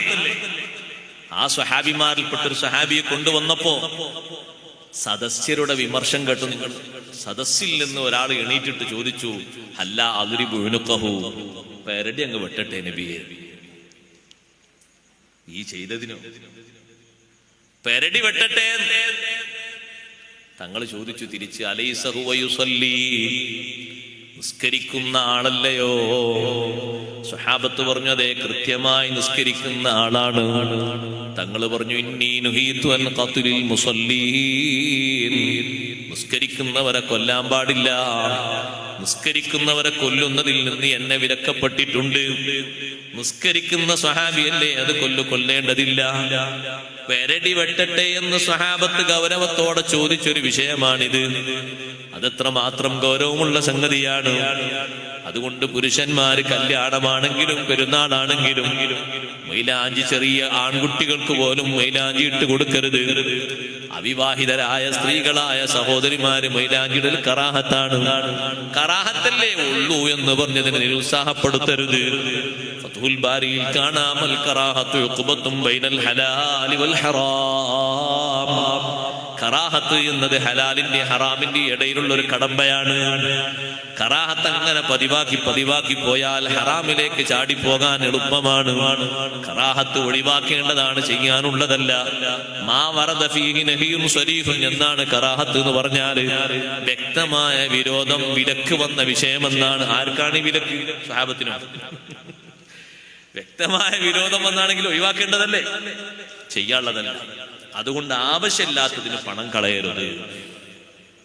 ഇക്കാളുകൾ 2000-1000 രൂപ കളയുന്നു, ഒരു കൂലിയും കിട്ടൂല അല്ലാഹു തആലാന്റെ അടുത്ത്. എന്നിട്ട് അതുകൊണ്ട് പോയി മൈലാഞ്ചി ഇടുന്നൊക്കെ ഈ കുട്ടികളാണ്. 1ാം ക്ലാസ് മുതൽ 10ാം ക്ലാസ് വരെയുള്ള പെൺകുട്ടികൾ. ചിലയിടങ്ങളൊക്കെ കല്യാണത്തിന്റെ തലേന്നും 10000 രൂപക്ക് മൈലാഞ്ചി കൂമ്പാരങ്ങൾ ഇവിടെ നിറച്ചിരിക്കുക. എന്നിട്ട് ആ കുടുംബത്തിലെ എല്ലാ കുട്ടികളും വന്നിരിക്കുകയാണ്. സ്കൂളും മദ്രസൊക്കെ ലീവാക്കിയിട്ട് കാര്യമായിട്ട് വന്നത് എന്തിനാ? ഏതെങ്കിലും നല്ല അച്ചടക്കത്തോടെ പഠിപ്പിക്കുന്ന ഉസ്താദുമാരടുത്തേക്ക് പിറ്റേന്ന് പോകാനുള്ള കുട്ടികൾ ഉണ്ടെങ്കിൽ അവര് തൽക്കാലം എന്റെ കൈമേൽ പെടണ്ട. കാരണം നമ്മളൊരു ഉസ്താദുണ്ട്, ആ ഉസ്താദ് കണ്ടാല് കുട്ടികളുടെ ഇടയിൽ വെച്ച് മൈലാഞ്ചി കെട്ടിട്ടാജി വന്നതില്ലേ എന്ന് പറയുമ്പോ ഒരു മോശമാണ്. അതുകൊണ്ട് തൽക്കാലം ഇപ്പൊ വേണ്ട, ഇനി കുറച്ച് കഴിഞ്ഞിട്ട് അടുത്തല്ല കല്യാണം ഉണ്ടാകുമ്പോ +2 ഒക്കെ കഴിയുമല്ലോ അപ്പടാ എന്നൊരു സമാധാനത്തിന് മാറി നിൽക്കാണ്. ബാക്കിയുള്ള എല്ലാ കൈകളും നീട്ടിയിടുകയാണ്. കുട്ടികളെക്കാൾ കൂടുതൽ ശ്രദ്ധിക്കേണ്ടത് ഇതിന് ചെലവ് ചെയ്യുന്ന ആളുകളാണ്. അതിന് കാരണങ്ങൾ ഉണ്ടാക്കി കൊടുക്കാതിരിക്കലാണ് വേണ്ടത്. ഇരിക്കട്ടെ, അത്തരത്തിലുള്ളൊരു മൈലാഞ്ചി സമ്പ്രദായം മാറ്റിവെച്ച് വീട്ടിലുള്ള വിവാഹിതരായ സഹോദരിമാര് മൈലാഞ്ചിയുടെ സുന്നത്തുണ്ട്. പെരുന്നാൾക്കും അവർക്ക് സുന്നത്തുണ്ട്, പ്രത്യേക കാര്യങ്ങൾക്കൊക്കെ അവർക്ക് സുന്നത്തുണ്ട്. ഭർത്താവ് വീട്ടിലേക്ക് വരുന്ന സമയത്ത്, ജോലി കഴിഞ്ഞ് വീട്ടിലേക്ക് വരുന്നു 4 മാസത്തിന് ശേഷം, 5 മാസത്തിന് ശേഷം, അല്ലെങ്കിൽ മാസത്തിൽ ഒരിക്കൽ, അപ്പോഴൊക്കെ ഭംഗിക്ക് വേണ്ടി മൈലാഞ്ചിടൽ സുന്നത്തുണ്ട്. ഇത് ഇരിക്കുന്ന പെണ്ണിന് പോലും മൈലാഞ്ചി ഇടാൻ പറ്റൂലല്ലോ. ആ രൂപത്തിൽ നിയമങ്ങളുള്ള ഒരു വിഷയമാണത്. ഇരിക്കട്ടെ, ആ നിയമം നമ്മൾ ഒഴിവാക്കരുത്. നിയമം പാലിക്കേണ്ടതുപോലെ പാലിക്കണം. അതും പെരുന്നാളിനോടുള്ള ബഹുമാനമാണ്. കൂട്ടത്തിൽ മറ്റൊന്ന് പറയട്ടെ, ചിലയിടങ്ങളിലൊക്കെ പെരുന്നാളുമായി ബന്ധപ്പെട്ട് പറയാതിരുന്നാൽ ആരും അത് പറഞ്ഞിട്ടില്ല എന്ന് പറയും. അതുകൊണ്ട് പറയാണ്, പെരുന്നാളായി കഴിഞ്ഞാൽ ഇപ്പൊ ചെറിയ പെരുന്നാൾക്കൊക്കെ ചില സ്ഥലത്ത് കേട്ട് കഴിഞ്ഞു, ഒരിക്കലും മുസ്ലിം സമൂഹം പണം ദുരുപയോഗം ചെയ്യാൻ പാടില്ല. ശബ്ദം ഉണ്ടാക്കിയിട്ട് അയൽവക്കക്കാരെ ബുദ്ധിമുട്ടാക്കുക, അത് പാടില്ല. അയൽവക്കത്ത് വയസ്സായ സ്ത്രീകൾ മരുപുസ്കാരം കഴിഞ്ഞ് വിശ്വാസക്കാരം കഴിഞ്ഞ് ഉറങ്ങാം. അവര് ദിക്റോ കഴിഞ്ഞ് വേറെ ക്ഷീണമുള്ളവരല്ലേ, കുട്ടികളുണ്ട്, തൊട്ടില് രോഗമുള്ളവരുണ്ട്, അവരൊക്കെ ഞെട്ടി തെരിച്ചു പോവാണ് ഈ ഒച്ച കെട്ടിട്ട്. അപ്പൊ ആരെയും ബുദ്ധിമുട്ടാക്കാൻ പാടില്ല. ലാ ലററ വലാ ളിറാറ ഫിൽ ഇസ്ലാം, മറ്റൊരാൾ ഇടങ്ങേറാക്കാൻ പാടില്ല. ഇസ്ലാമിൽ അങ്ങനത്തെ ഒരു ശൈലി തന്നെ അല്ലല്ലോ. അതുകൊണ്ടല്ലേ കുത്തുബിയത്ത് പോലും ആ പാകത്തിൽ ചെല്ലിയാൽ മതി എന്ന് പറഞ്ഞത്. ഒച്ച ഉണ്ടാക്കിയിട്ട് മറ്റുള്ളവർ ഇടങ്ങേറാക്കാൻ പാടില്ല എന്ന് പറഞ്ഞത്. പാകത്തിലുള്ള സൗണ്ട് ചെല്ലിയാൽ മതി. മൈക്ക് വെക്കുമ്പോ ഒരു സൗണ്ട് ഉണ്ടാകും, അതിനനുസരിച്ചുള്ള സാഹസിൽ. അപ്പൊ ഇവിടെ കുത്തിവെത്ത് ചെല്ലിന്നിട്ട് ആലക്കത്ത് വീടുകളൊന്നും ഇല്ല, ഉണ്ടാവും ഇല്ല. അപ്പൊ ആർക്കും ബുദ്ധിമുട്ടൊന്നുമില്ല. ഇവിടെ ഉറക്ക ചെല്ല. ഈ പള്ളിൻ്റെ ഉള്ളിൽ ജില്ലാണ്, പരിസരത്ത് വീടുകൾക്ക് ഉണ്ടെങ്കിൽ ബുദ്ധിമുട്ടാണ്. ആ വീട്ടിലുള്ള ആൾക്കാർക്ക് ഉറങ്ങണ്ടേ. അവിടെ കുട്ടികൾക്ക് ഉറങ്ങണ്ടേ? ഇതിങ്ങോട്ട് പൊട്ടിക്കാണ്. വാനലോകത്തുള്ള മലക്കളൊക്കെ തരിച്ചു പോകുന്ന രൂപത്തിൽ. വെറുതെ പണം കളയാൻ പാടില്ല. ഇളാത്തുൽ മാല് തെറ്റാണ്, ദുരുപയോഗം, സാമ്പത്തിക ദുരുപയോഗം പാടില്ല. സാമ്പത്തിക ദുരുപയോഗം ചെയ്യാൻ പാടില്ല. വെറുതെ പണം കളയുന്നത് ആ വിഷയത്തിൽപ്പെട്ടതാണ്. ഇപ്പൊ കഴിഞ്ഞ നോട്ട് നിരോധന നിയമം വന്നപ്പോ ഒരാൾ വിധിച്ചു, ഉസ്താദേ കുറെ നോട്ട് കെട്ടുണ്ട്, മാറാൻ വലിയ പ്രയാസാണ്, ഒന്നകം കരിച്ചാലോ? കരിക്കാൻ പാടില്ല. ആ മസല എല്ലാവർക്കും കരിക്കാൻ പാടില്ല എന്നുള്ള മസല. കാരണം നോട്ടല്ലേ, കാശല്ലേ. പക്ഷെ കാശ് ഉപകാരം കിട്ടിയില്ലെങ്കിൽ പിന്നെ വെറുതെ വെച്ചാൽ കേസായി പോകൂലേ എന്നാണ് പേടി. നിയമപരമായുള്ള കാര്യങ്ങൾ സ്വീകരിച്ചുകൊണ്ട് വേറൊരാളിലൂടെയോ നിങ്ങൾ സ്വന്തമായിട്ടോ നിയമപരമായിട്ട് മാറ്റിയെടുക്കും. നശിപ്പിക്കാൻ പാടില്ല, സമ്പത്താണ്. അതുപോലെ സമ്പത്ത് നശിപ്പിക്കുക ഒച്ചങ്ങനെ കേട്ടിട്ട് എന്താ കാര്യം? അവിടെ പൊട്ടി. അതാർക്കെങ്കിലും ഒരു പലഹാരം വാങ്ങിക്കൊടുത്താല് ഒരു അൽഹംദുലില്ലാഹ് ഒരു ബിസ്മില്ലാഹ് ചൊല്ലിയിട്ട് സന്തോഷം കിട്ടിയിരുന്നു. ഓ, ഒരു പലഹാരം കിട്ടിയല്ലോ, അത് നിനക്ക് കിട്ടിയിരുന്നു. വെറുതെ സാമ്പത്തിക ദുരുപയോഗം നടത്തിയിട്ട് കഴിഞ്ഞ പെരുന്നാളിനൊക്കെ അങ്ങനെ ഒരു മാർഗം സ്വീകരിച്ചത് കണ്ടു ചിലയിടങ്ങളിൽ. മുസ്ലിം സമൂഹം കിട്ടുന്ന സമ്പത്തിനെ ദുരുപയോഗം ചെയ്യരുത്. അള്ളാഹ് പൊരുത്തപ്പെട്ട മാർഗങ്ങളിലാണ് ചെലവഴിക്കേണ്ടത്. അത് ഉസ്താദേ പെരുന്നാളിനല്ലേ, അതങ്ങനല്ലെങ്കിൽ ഉഷാറ് കിട്ടൂലല്ലോ എന്ന് ചെയ്യരുത്. ഓരോന്നിനും ഓരോ നിയമമുണ്ട്, നിബന്ധനയുണ്ട്. കുട്ടികൾ കണ്ടില്ലേ, നിങ്ങൾ വീട്ടിൽ വന്നിട്ട് പാട്ട് പാടും പെരുന്നാളിന്. ഒന്ന് ഓടിക്കളിക്കും, ഒന്ന് ചാടിക്കളിക്കും.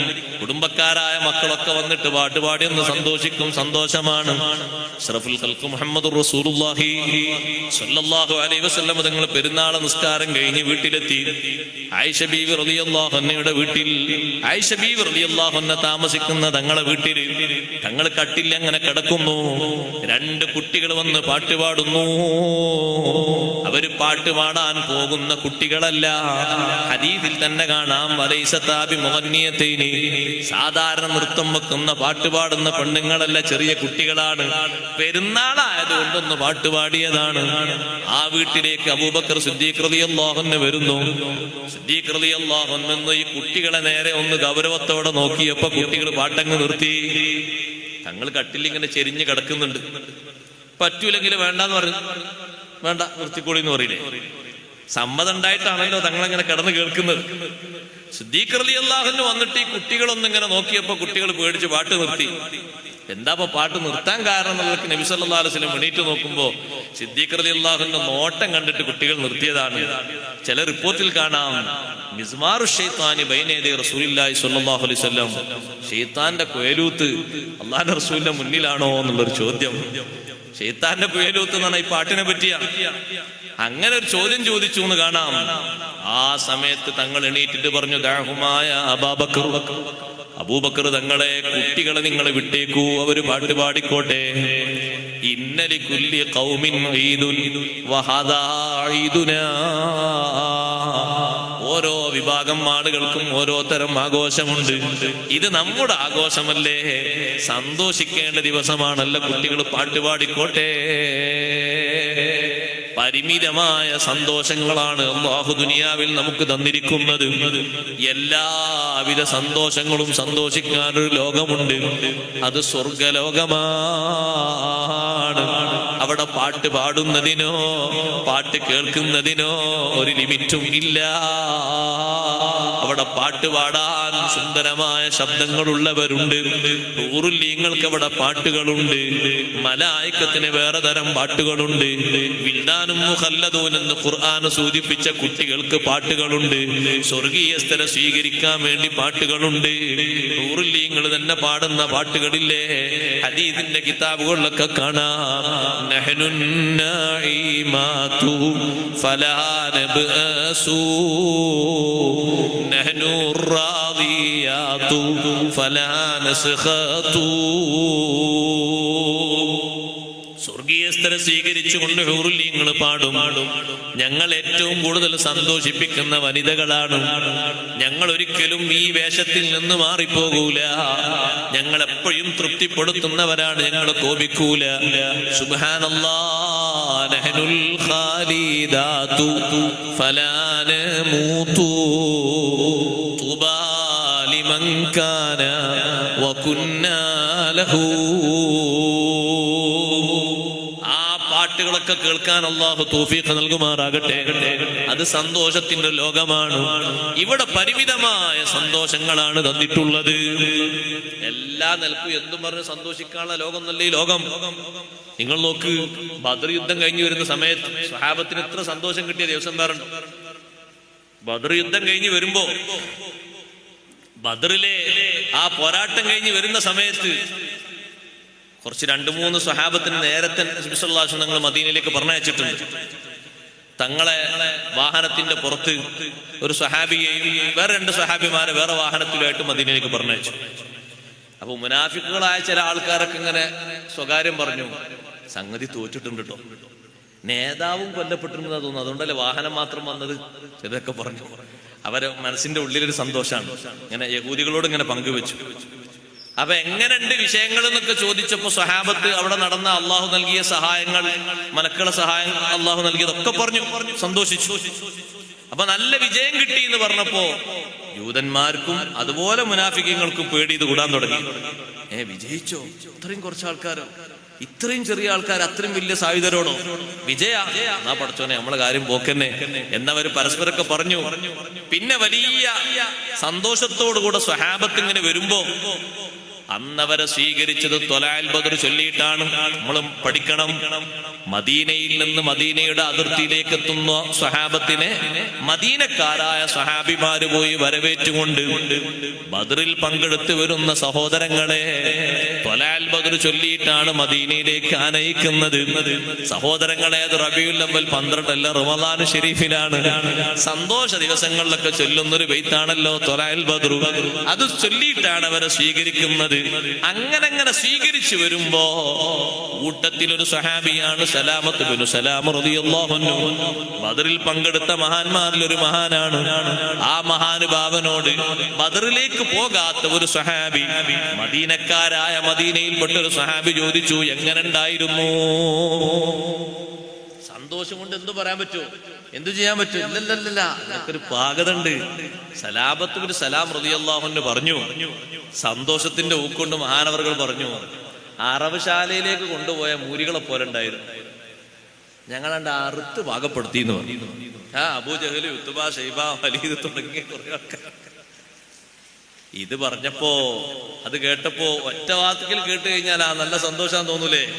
പക്ഷേ അഷ്റഫുൽ ഖൽഖ് മുഹമ്മദുർ റസൂലുള്ളാഹി സ്വല്ലല്ലാഹു അലൈഹി വസല്ലം തങ്ങൾ പറഞ്ഞു, സലാമത്ത് ബിൻ സലാം റളിയല്ലാഹു അൻഹു വിളിച്ചിട്ട് അങ്ങനെ പറയല്ല, ആ വാക്ക് പിൻവലിക്കണം. മനസ്സിൽ നല്ല സന്തോഷം. അല്ലാഹു നൽകിയ സഹായം ചെറുതാണോ വലിയ സഹായമല്ലേ നൽകിയത്?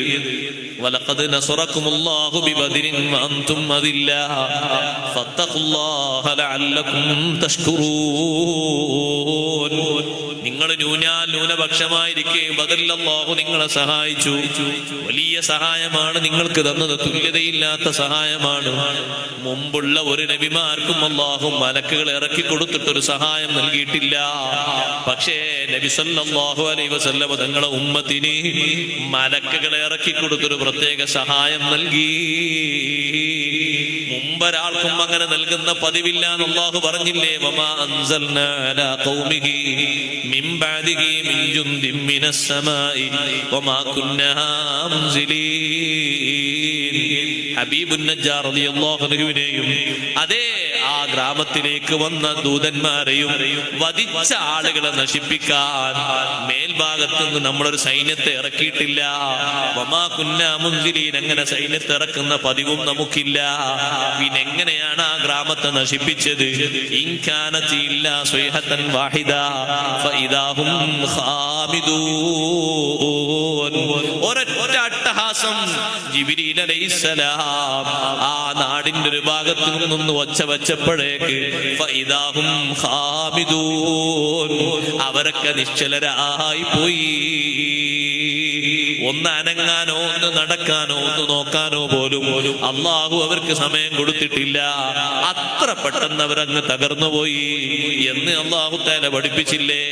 അവിടെ ഇമാം ഖുർത്തുബി റളിയല്ലാഹു അൻഹു പഠിപ്പിക്കുന്നുണ്ട്, അതേ മലക്കുകളെ ഇറക്കി കൊടുത്തിട്ടൊരു പ്രത്യേക സഹായം അല്ലാഹു നൽകിയത് ഹബീബ് മുഹമ്മദ് റസൂലുള്ളാഹി സ്വല്ലല്ലാഹു അലൈഹി വസല്ലം തങ്ങളുടെ ഉമ്മത്തിനാണ്. അതൊരു പ്രത്യേക സഹായം തന്നെയാണ്. അങ്ങനൊക്കെ സഹായം കിട്ടിയിട്ടും മുശ്രിക്കുകളെ പറ്റിയിട്ട് ഇങ്ങനെ ഒരു സന്തോഷത്തിന്റെ വാക്ക് പറഞ്ഞപ്പോ അത്തരത്തിലുള്ള വാക്ക് പറയരുത് സലാമത്ത് ബിനു സലാം തങ്ങളെ. അതൊരു അതിര് കടന്ന വാക്കായി പോയി. നിങ്ങൾക്കവര് ആരുമല്ലെങ്കിലും അവരുടെ അനുയായികൾക്ക് അവർ ജനനേതാക്കളാണല്ലോ. അബൂജഹലും ഉത്ബയും ശൈബയും മക്കക്കാർക്ക് നേതാക്കളല്ലേ, അവരവരെ ബഹുമാനിക്കുന്നില്ലേ? അതുകൊണ്ട് ഇത്തരത്തിലുള്ള വാക്ക് പറയണ്ട. ആ സഹാബി പെട്ടെന്ന് പറഞ്ഞു, അല്ലാഹുവിന്റെ റസൂലേ, ഞാൻ അതിൽ നിന്ന് പശ്ചാത്തപിക്കുന്നു. തങ്ങൾ എനിക്ക് വേണ്ടി അല്ലാഹുവിനോട് പൊറുക്കലിനെ തേടണം നബിയേ.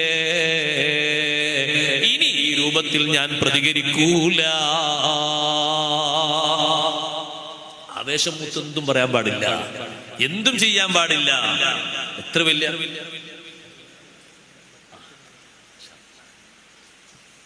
സഹോദരിമാരുടെ ഭാഗത്തേക്ക് ബക്കറ്റ് വരുന്നുണ്ട്. നല്ല സംഭാവന കൊടുത്തേക്കണം. ഉറൂസ് മുബാറക്ക് നടക്കുന്നതാണ്. സ്ഥാപനങ്ങളൊക്കെ കാണുമ്പോൾ ഇവിടെ യാതൊരു പണത്തിന്റെ ആവശ്യമില്ലാന്ന് തോന്നും. പക്ഷേ ബഹുമാനപ്പെട്ട ടി ഉസ്താദ് അല്ലാഹു ദർജേറ്റി കൊടുക്കട്ടെ, ഉസ്താദിന്റെ ദീർഘവീക്ഷണം കൊണ്ടാണ് സ്ഥാപനങ്ങളൊക്കെ ഈ രൂപത്തിൽ. അന്ന് ഈ പള്ളി ഉണ്ടാക്കുന്ന സമയത്ത് ആളുകളൊക്കെ ചോദിക്കും, ഇത്രയും വലിയ പള്ളി എന്തിനാ ഇവിടെ? ഇന്ന് ആരും അങ്ങനെ ചോദിക്കാൻ വരില്ല. കാരണം എന്താ? ഇത്രയും അധികം വിദ്യാർത്ഥികൾ പഠിക്കുമ്പോ ഇനി കുറച്ചുകൂടി കുട്ടികൾ അങ്ങനെ കൂടി വന്നാൽ ഈ പള്ളി കുറച്ചുകൂടി വിശാലാക്കണം എന്നേ പറയുള്ളൂ. അപ്പൊ ഉസ്താദ് നമ്മൾ കാണുന്നതിന്റെ എത്രയോ അപ്പുറത്തേക്ക് ചിന്തിച്ചു. അവരെ ദീർഘവീക്ഷണമാണ്. ഇവിടെ ഒരു വിജ്ഞാനത്തിന്റെ വലിയ വിസ്ഫോടനം സൃഷ്ടിക്കുന്ന ഒരു കേന്ദ്രമായി മാറാൻ പോകുന്ന ഒരു സ്ഥലമാണ്. അള്ളാഹു ഇനിയും നമ്മുടെ ഈ മഹത്തായ സ്ഥാപന സംരംഭങ്ങളെ ഉത്തരോത്തരം ഉയർത്തി തരുമാറാകട്ടെ. ഉസ്താദിന്റെ വലിയ മദതും ഫദലും അള്ളാഹു നമുക്ക് എപ്പോഴും ദായിമാക്കി തരട്ടെ.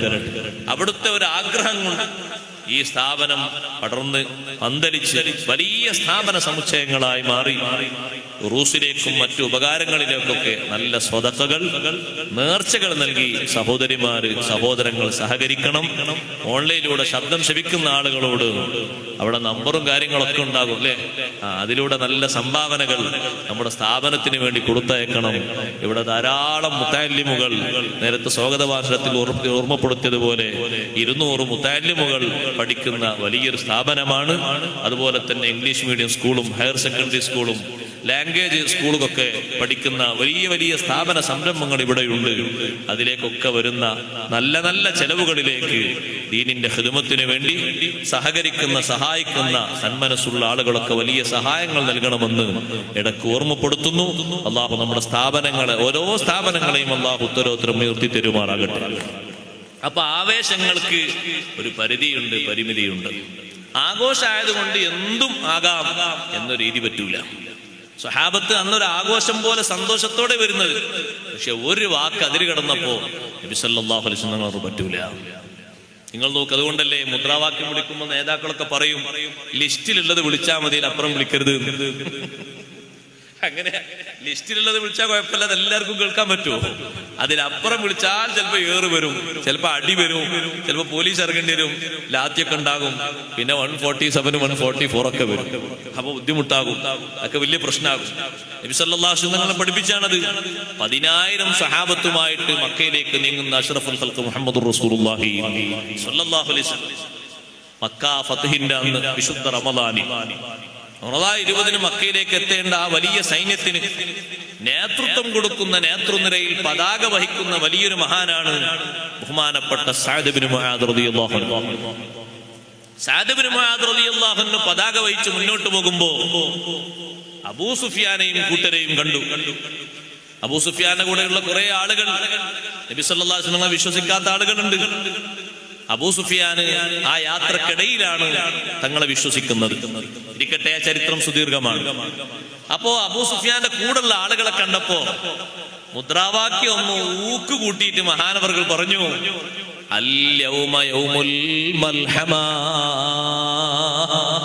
എന്ന് പറഞ്ഞു. അൽ-യൗമ യൗമുൽ മൽഹമ, ഇന്ന് നല്ല പോരാട്ടത്തിന്റെ ദിവസമാണ്. നല്ലോണം ഇറച്ചിക്ക് വേദന ആകുന്നു.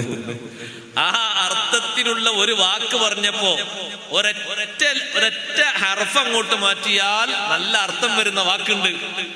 ഈ വാക്ക് കേട്ടപ്പോ തങ്ങൾ പ്രതികരിച്ചിട്ട് പറഞ്ഞു, ലാ, അങ്ങനെ പറയരുത്, പകരം ഇങ്ങനെ പറയണം, അൽ യൗമ യൗമുൽ മർഹമ. ലാം അങ്ങോട്ട് മാറ്റിയിട്ട് റാവ് പറഞ്ഞാ മതി. അൽ യൗമ യൗമുൽ മർഹമ. മൽഹമ എന്നുള്ളത് മാറ്റിയിട്ട് മർഹമയാക്കിയിട്ട് പറഞ്ഞു, ഇന്ന് കാരുണ്യത്തിന്റെ ദിവസമാണ്, സ്നേഹത്തിന്റെ ദിവസമാണ്, സൗഹാർദ്ദത്തിന്റെ ദിവസമാണ്, പ്രതികാരത്തിന്റെ ദിനമല്ല. ഇന്ന് പ്രതികാരം വീട്ടുന്ന ദിവസമല്ല. അതുകൊണ്ടാണ് ഉയർന്ന കുന്നിൻ മുകളിൽ വെച്ചിട്ട് നേരത്തെ അനൗൺസ്മെന്റ് നൽകിയത്. 10,000 സഹാബത്തുമായി തിരിച്ചു വരുമ്പോ സഖ്യകക്ഷികളോടുള്ള കരാറുകളൊക്കെ മക്കയിലുള്ള ആളുകൾ തൂത്തെറിഞ്ഞിട്ടുണ്ട്, തകർത്ത് തരിപ്പണമാക്കിയിട്ടുണ്ട്. നബി സല്ലല്ലാഹു അലൈഹി വസല്ലം തങ്ങളെ സഖ്യത്തിൽപ്പെട്ട 14,000 വരുന്ന ആളുകളെ നിർദാക്ഷിണ്യം വധിച്ചിട്ടുമുണ്ട്. ഒരു പോരാട്ടത്തിന്റെ വകുപ്പുകളൊക്കെ ഒരുമിച്ച് നിൽക്കുന്നുണ്ട്. പക്ഷേ നേരത്തെ സമാധാനത്തിന്റെ മുദ്രാവാക്യം മുഴക്കിയിട്ട് തങ്ങൾ വിളിച്ചുണർത്തി പറയാൻ പറഞ്ഞു, മൻ ദഖല ദാറ അബീ സുഫിയാന ഫഹുവ ആമിൻ, മൻ ദഖലൽ മസ്ജിദൽ ഹറാമ ഫഹുവ ആമിൻ. അബൂ സുഫിയാൻ എന്ന വലിയ സ്വഹാബിയുടെ വലിയ കാരണവരുടെ വീട്ടിൽ പ്രവേശിക്കുന്ന ആളുകളൊക്കെ സുരക്ഷിതരാണ്. മസ്ജിദുൽ ഹറാമിൽ പ്രവേശിച്ച എല്ലാവരും സുരക്ഷിതരാണ്. ആരും പേടിക്കേണ്ടതില്ല, ഒളിച്ചോടി പോകേണ്ടതില്ല എന്ന സന്ദേശമാണ് മുഴക്കിയത്. മാത്രമല്ല, സഅദ് റളിയല്ലാഹു അൻഹുവിന്റെ കയ്യിൽ നിന്ന് പതാക വാങ്ങിയിട്ട് ഖൈസ് ബിൻ സഅദ് റളിയല്ലാഹു അൻഹുവിന്റെ കയ്യിലേക്ക് കൊടുത്തിട്ട്, ഇനി നിങ്ങൾ മുന്നോട്ട് നയിച്ചോളൂ എന്ന് പറഞ്ഞു. കാരണം നമ്മളിങ്ങനെ മുദ്രാവാക്യം വിളിക്കുന്ന ലിസ്റ്റിലുള്ള നേതാക്കളൊക്കെ പരിശോധിച്ച് എല്ലാവർക്കും സുസദമായ വാക്കുകളാണ്. ആ വാക്കുകൾ മാറ്റി വിളിച്ചാൽ അപ്പുറത്തുള്ള ആൾക്കാരെ കണ്ടു വിളിക്കുമ്പോ അവരും ഇറങ്ങും, പിന്നെ അടിയുണ്ടാകും, പിന്നെ ആകെ പ്രശ്നമാകും. അതിലുള്ള വിളിച്ചാലോ, അതിലുള്ള എല്ലാവർക്കും സമ്മതമുള്ള സംഗതിയാണ്, എല്ലാവരും കേൾക്കുന്നതാണ്, പ്രതിഷേധിക്കേണ്ടതുമാണ്, ഒക്കെ മുഴക്കേണ്ട മുദ്രാവാക്യാണ്, കുഴപ്പമില്ല. നബി സല്ലല്ലാഹു അലൈഹി വസല്ലം തങ്ങൾ നല്ല ആവേശം ഉണ്ടെങ്കിലും നല്ല സന്തോഷാണെങ്കിലും അതിര് കടക്കാൻ പാടില്ല. പഠിപ്പിച്ചതാണ്. എല്ലാ ആഘോഷങ്ങളും അങ്ങനെയാണ്. വിശുദ്ധ ഇസ്ലാമിന്റെ ആഘോഷങ്ങളിൽ ഒന്നിനും അതിര് കടക്കാൻ പാടില്ല. അതുകൊണ്ട് സാമ്പത്തിക ദുരുപയോഗം ചെയ്യരുത്, നല്ലോണം ബഹുമാനിക്കണം. പെരുന്നാളിന്റെ രാവും പകലും ഒരൊറ്റ കാശും ഹറാമിൽ വിനിയോഗിച്ചുകൂടാ. അന്നൊരാഘോഷത്തിന്റെ ദിവസമാണെന്ന് കരുതിയിട്ട് അനാവശ്യ രൂപത്തിലുള്ള പാനീയങ്ങൾ വാങ്ങിക്കഴിച്ചുകൂടാ, അനാവശ്യ രൂപത്തിലുള്ള യാത്രകൾ ഒരുക്കിക്കൂടാ, സംഗമങ്ങൾക്ക് പോയിക്കൂടാ. അന്നത്തെ ദിവസം അത്യാഹ്ലാദത്തിൽ തിമിർപ്പിൽ പെട്ടുകൊണ്ട് ഭക്ഷണവും മറ്റുമൊക്കെ ഇഷ്ടം പോലെ ഭുജിച്ച് കടിച്ച് കുടിച്ച് നിസ്കാരം ഒഴിവാക്കിക്കൂടാ. സമൂഹത്തിന് പറ്റുന്ന വലിയ സുഹൃതമാണല്ലോ നിർവഹിക്കേണ്ടത്. ഇരിക്കട്ടെ, ഈ 10 ദിവസങ്ങൾക്കുള്ള മറ്റൊരു ബഹുമാനം കൂടിയുണ്ട്. എന്താണ് ആ ബഹുമാനം? ഉദ്ഹിയ്യത്ത് ഉദ്ദേശിക്കുന്ന ആളുകൾ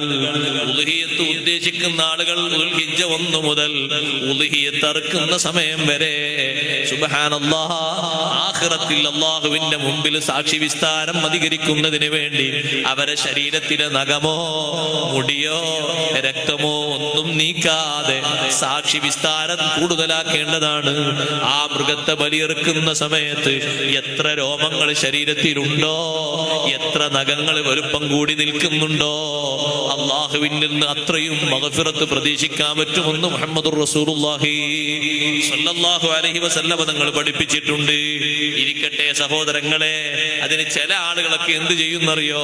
ഇപ്പൊ അടുത്ത ഞായറാഴ്ചയാണല്ലോ പെരുന്നാൾ വരുന്നത്. അപ്പൊ വെള്ളിയാഴ്ച അങ്ങോട്ട് ഉദയത്തിനെ ഉദ്ദേശിച്ചിട്ട് പിന്നെ ഒരു ദിവസത്തെ ഗ്യാപ്പല്ലേ ഉള്ളൂ.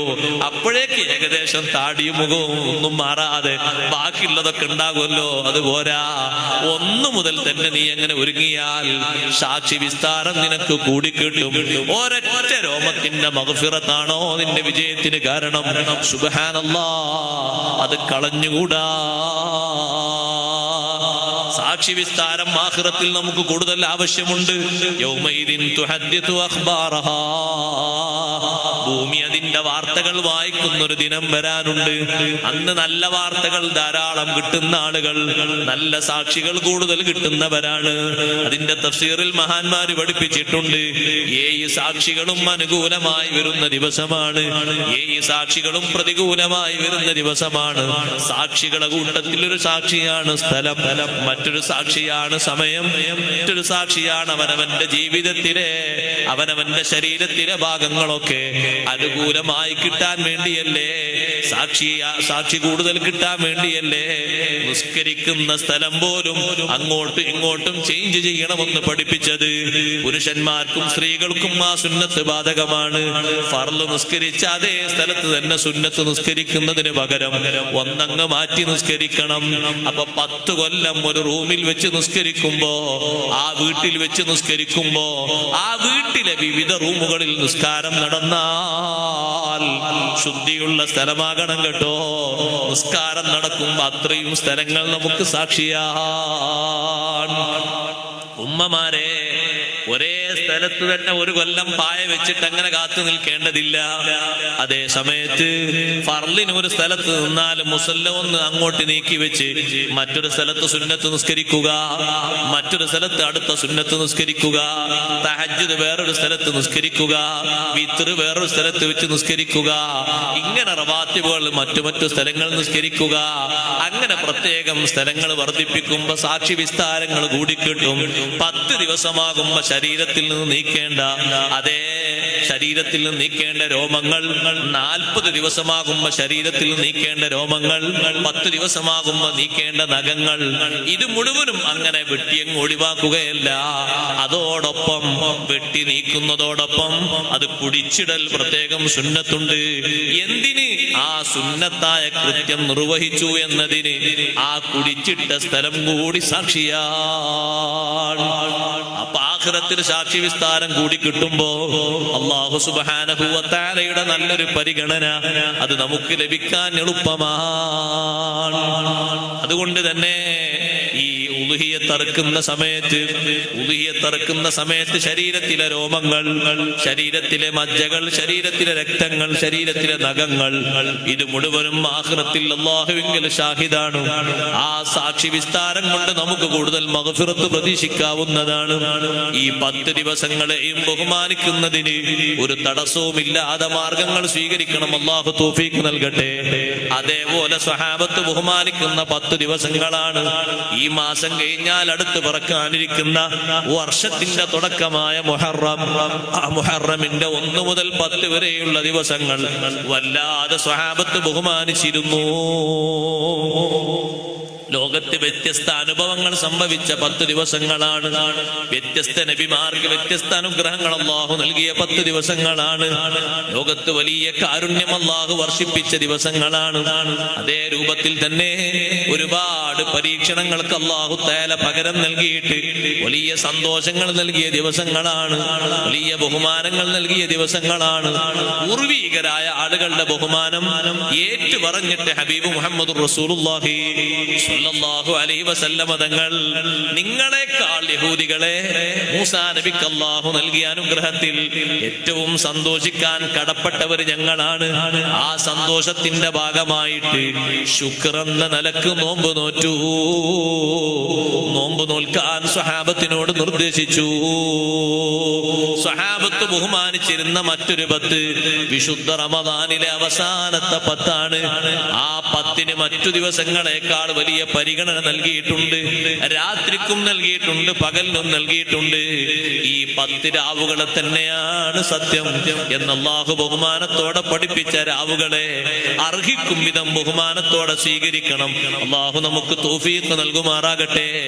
ചെയ്യുന്ന അമല് എത്ര ചെറുതാണെങ്കിലും വലുതാണെങ്കിലും ഇഖ്ലാസോടെ അല്ലാഹുവിന്റെ മാർഗത്തിൽ ആഖിറത്തിനെ ഉദ്ദേശിച്ചുകൊണ്ട് ധാരാളം അമല് ചെയ്യാൻ അല്ലാഹു നമുക്കെല്ലാവർക്കും അവസരം നൽകുമാറാകട്ടെ.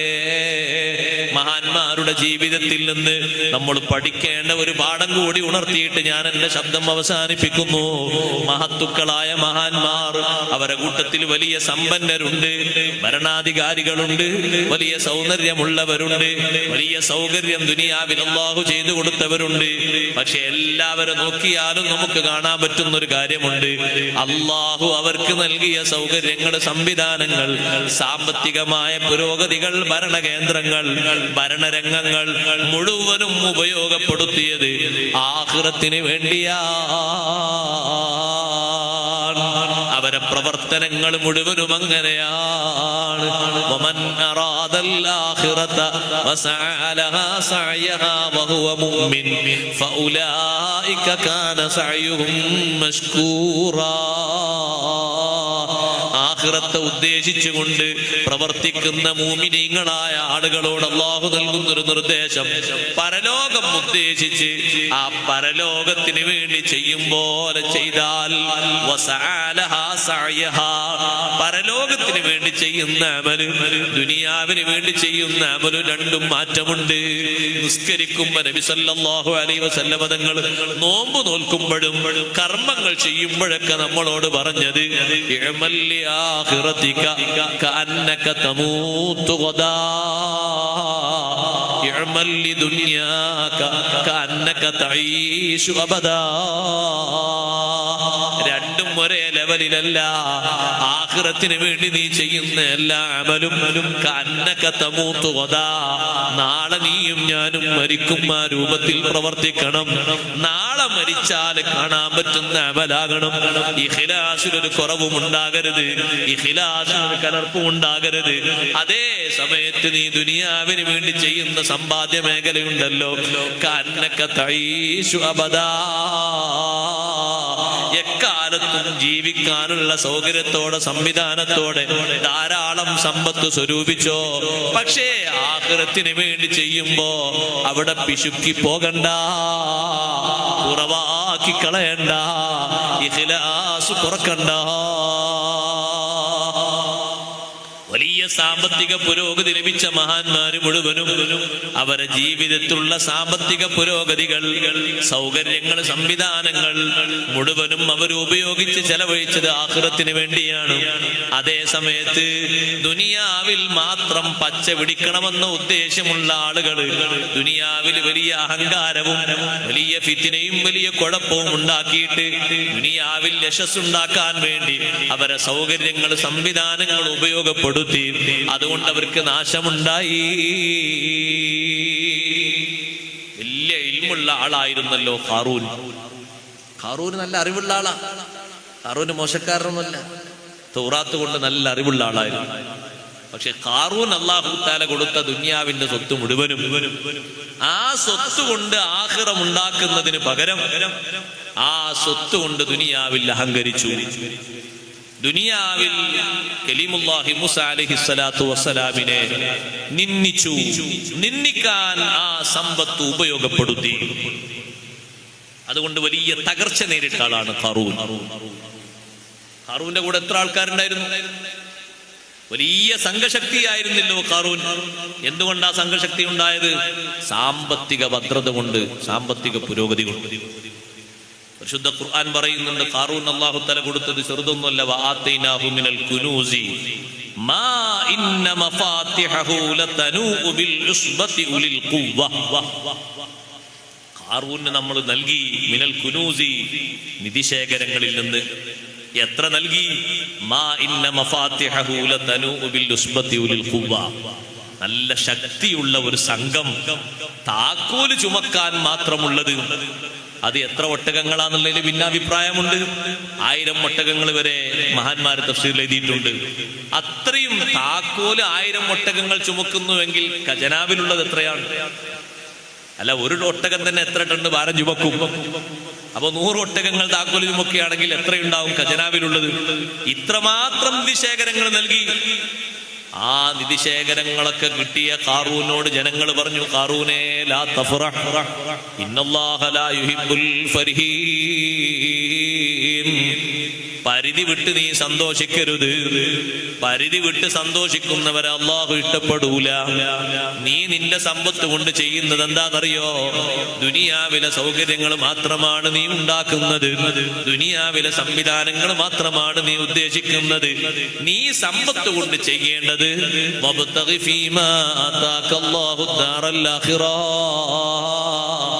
അല്ലാഹു നിനക്ക് തന്നതുകൊണ്ട് പരലോക ജീവിതം നീ കെട്ടിപ്പടുക്കണം. അള്ളാഹു നിനക്ക് തന്നതുകൊണ്ട് പരലോകം ഉദ്ദേശിക്കണം.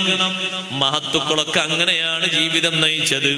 ഉമ്മമാരെ നിങ്ങൾ കേട്ടിട്ടില്ലേ? സയ്യിദത്തുനാ ബീവി ആയിഷ റളിയല്ലാഹു തആല അൻഹ എത്ര വലിയ മഹദിയാണ്. ആയിഷ ബീവി റളിയല്ലാഹു അൻഹ ജീവിതാവസാനം വരെ കഴിഞ്ഞത് എവിടെയാണ്? ആ റൂം ഇന്നും മദീനയിലുണ്ട്. അതാണ് മദീനയിലെ ഹുജ്റത്തു ഷരീഫ.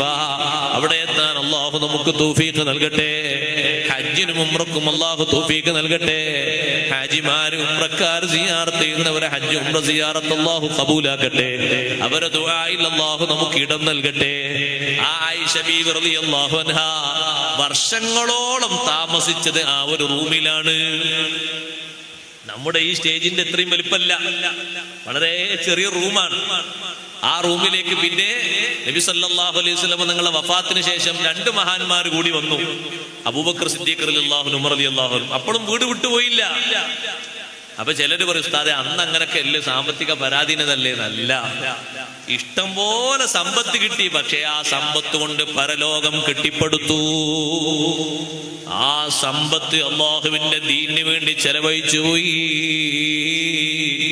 ഞാൻ ഒറ്റ ഹദീസ് സൂചിപ്പിക്കട്ടെ. ഒന്ന് മാത്രം.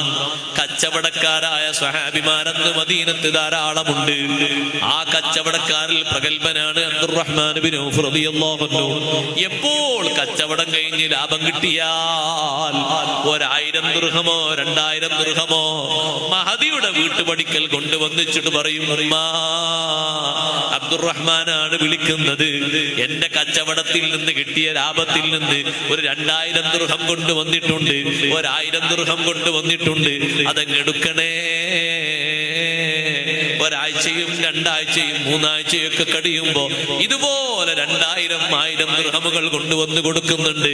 ബൈത്തുൽ മാലിൽ നിന്ന് ആയിഷ റളിയല്ലാഹു അൻഹക്ക് മാസമാസമായി കിട്ടുന്നൊരു സമ്പത്ത് വേറെയുണ്ട്. അതിനൊക്കെ പുറമേ ഏറ്റവും കൂടുതൽ വാഹനങ്ങൾ വന്ന് തമ്പടിക്കുന്ന വീടാണ് ബൈത്തു ആയിഷ.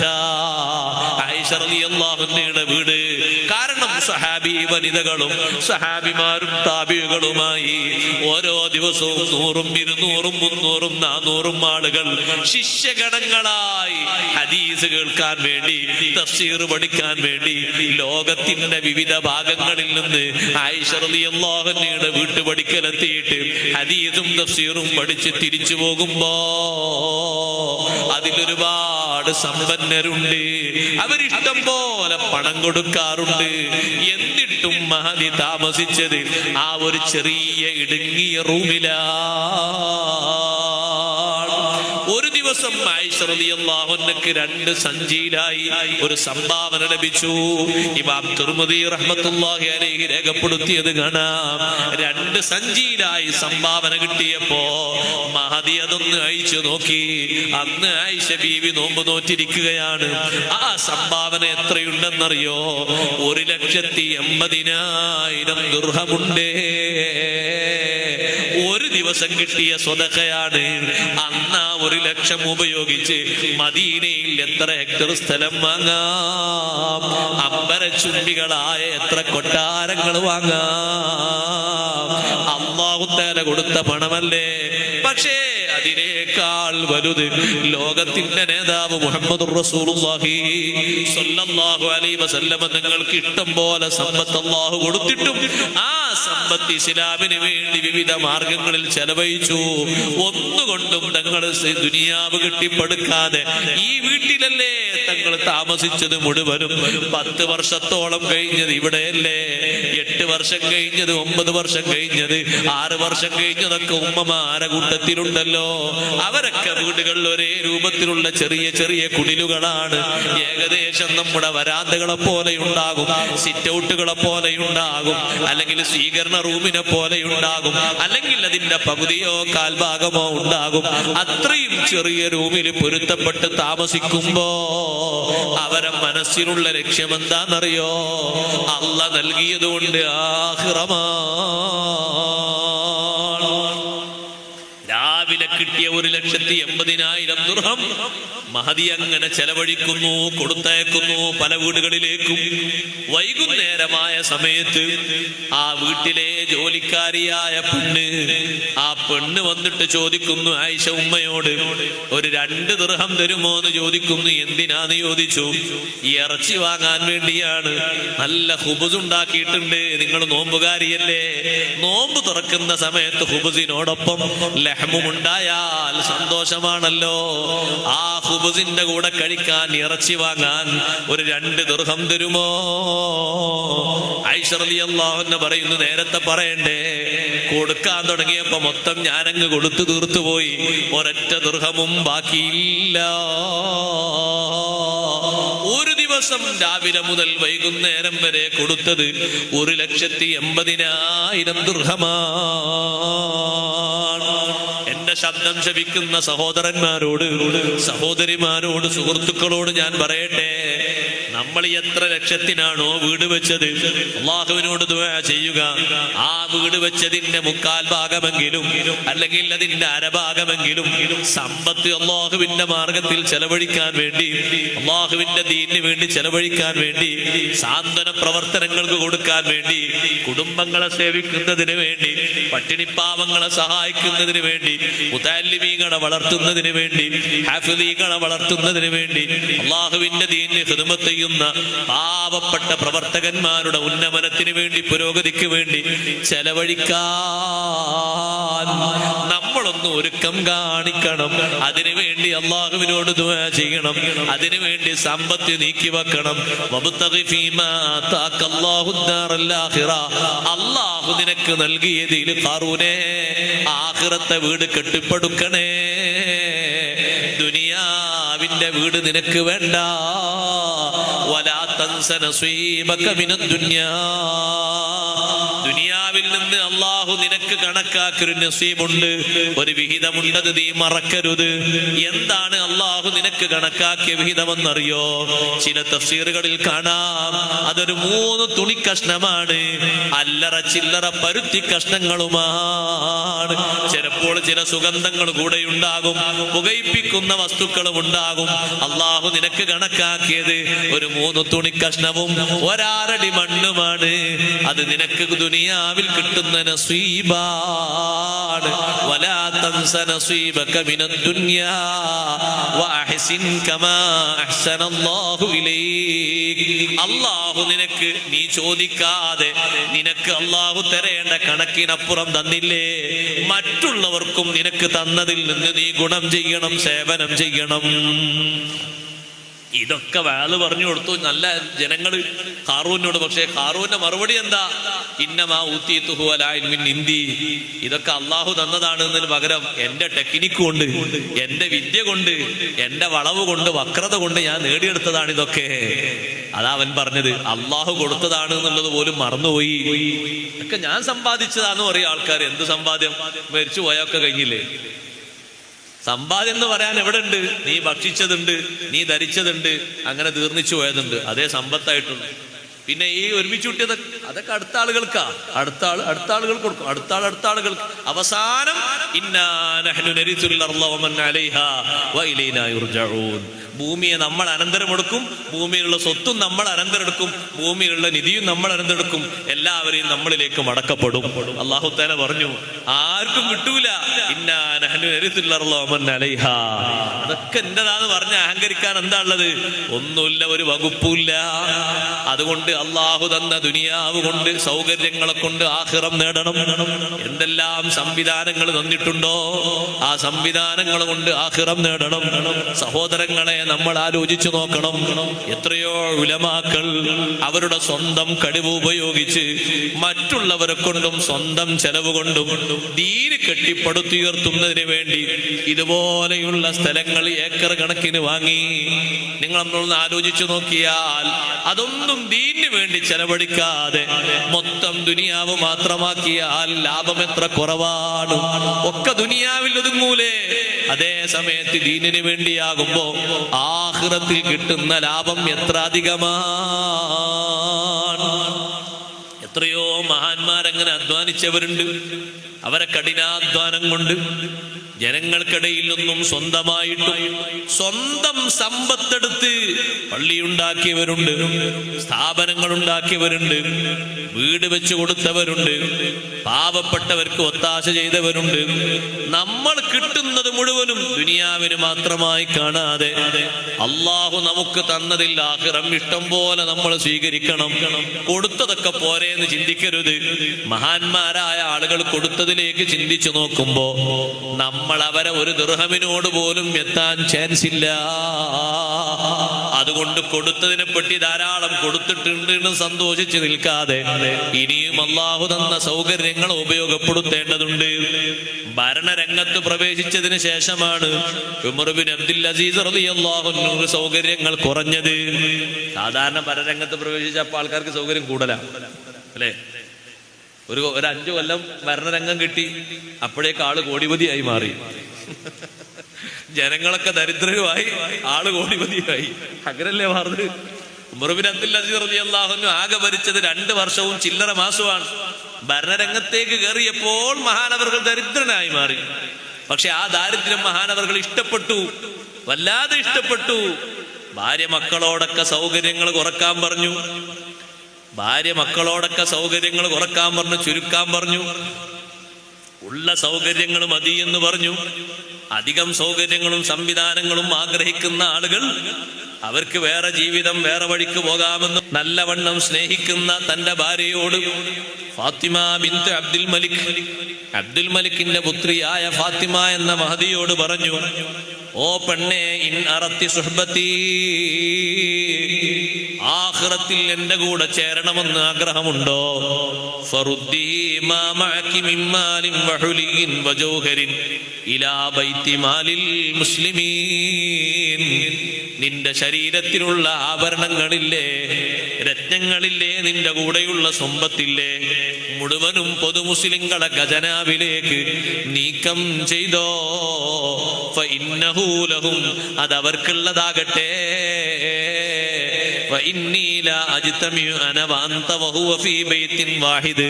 ഞാനും നീയും കൂടി ഒരു വീട്ടിൽ ഒരുമിച്ച് താമസിക്കണമോ?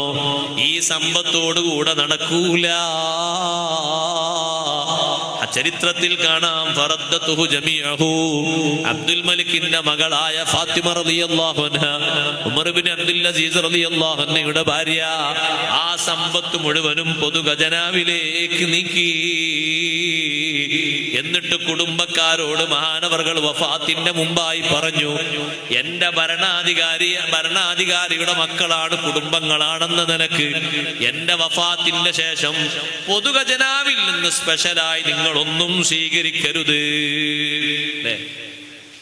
ഇപ്പോഴൊക്കെ നിങ്ങൾ നോക്കി, എവിടെങ്കിലും ഒരു റോഡ് വരികയാണെങ്കിൽ, ഒരു തോട് വരികയാണെങ്കിൽ, എക്സ് മെമ്പർ, എക്സ് MLA, ആലോചിച്ച് നോക്കുന്ന സമയത്ത് 30-25 കൊല്ലം മുമ്പ് MLA ആളാ. ആകെ ഇപ്പോഴും പദ്ധതിയിലൊരു വിഹിതമുണ്ട്, ഒരു പങ്കുണ്ട്. പണ്ടെന്നാണ് MLA ആണ്, മെമ്പറാണ്. ഉമർ ബിൻ അബ്ദുൽ അസീസ് റളിയല്ലാഹു അൻഹു പറയുന്നു, എന്റെ വഫാത്തിന് ശേഷം ഭരണാധികാരിയുടെ കുടുംബമാണ് എന്ന നിലക്ക് പൊതുഖജനാവിൽ നിന്ന് സ്പെഷ്യലായി ഒന്നും വാങ്ങരുത്. ഇനി നിങ്ങൾക്ക് വല്ല വിഹിതമുണ്ടോ? ഈ നാട്ടിലുള്ള ആളുകൾക്ക് കിട്ടുന്ന ഓരോരുത്തർക്കും എത്ര വിഹിതം കിട്ടുന്നുണ്ടോ അതേ വാങ്ങാവൂ, അതിലധികം ഒന്നും വാങ്ങിക്കൂടാ. ആ നിലക്ക് സ്വന്തം കുടുംബത്തോട് സ്വന്തം കുടുംബത്തിന്റെ സമ്പത്തില് നീതി കാണിച്ച, നീതി പുലർത്തിയ മഹാനുഭാവൻ. സൗകര്യങ്ങളൊക്കെ കുറവായി ജീവിച്ചത് ഭരണത്തിൽ കയറിയ ശേഷമാണ്. മഹാനവർകൾ ഈ ദുനിയാവിൽ നിന്ന് വിടവാങ്ങുന്ന സമയത്ത് ഉമർ ഇബ്നു അബ്ദുൽ അസീസ് റളിയല്ലാഹു അൻഹു 20 ദിവസം രോഗിയായി കിടന്നു. 20 ദിവസം രോഗിയായി കിടന്നു. മഹാനവർകൾ അവസാന ഘട്ടത്തിൽ അതാ പരിസരത്ത് നിൽക്കുന്ന മക്കളെയും ഭാര്യമാരോടുമൊക്കെ പറയുന്നു, നിങ്ങൾ ഒന്ന് റൂമിൽ നിന്ന് പുറത്തേക്ക് പോകൂ, നിങ്ങളെല്ലാവരും ഒന്ന് പുറത്തേക്ക് മാറി നിൽക്കൂ. എല്ലാവരും വാതിൽക്കൽ അവിടെ പോയി നിന്നു. ആ സമയത്ത് മഹാനവർകൾ വിളിച്ചു പറയുന്നത്, മർഹബം ലിഹാദിഹിൽ വുജൂഹ് ലൈസത് ബിവുജൂഹി ഇൻസിൻ വലാ ജാൻ. ഞാൻ ഈ കാണുന്ന നല്ല മുഖങ്ങൾക്ക് സന്തോഷം, നല്ല മുഖങ്ങൾക്ക് സ്വാഗതം. മലായികത്തുർ റഹ്മ വരികയാണ്, അവരെ സന്തോഷപൂർവ്വം സ്വീകരിക്കുകയാണ്. ഇതൊന്നും മനുഷ്യ മുഖങ്ങളല്ല, ജിന്നിന്റെ മുഖങ്ങളല്ല. മർഹബം ബിഹാദിഹിൽ വുജൂഹ്. എന്നിട്ട് മഹാനവർകൾ ഉറക്കെ ഓതുന്നത് കുടുംബക്കാര് കേൾക്കുന്നു. തിൽക്കദ്ദാറുൽ ആഖിറതു നജ്അലുഹാ ലില്ലദീന ലാ യുരീദൂന ഉലുവൻ ഫിൽ അർളി വലാ ഫസാദാ വൽ ആഖിബതു ലിൽ മുത്തഖീൻ. അവസാനം ഉമർ ഇബ്നു അബ്ദുൽ അസീസ് റളിയല്ലാഹു അൻഹു ഓതിയ സന്ദേശം, തിൽക്കദ്ദാറുൽ ആഖിറ. പരലോകമെന്ന വീടുണ്ടല്ലോ, സ്വർഗലോകമെന്ന സന്തോഷ വിദ്യാനമുണ്ടല്ലോ.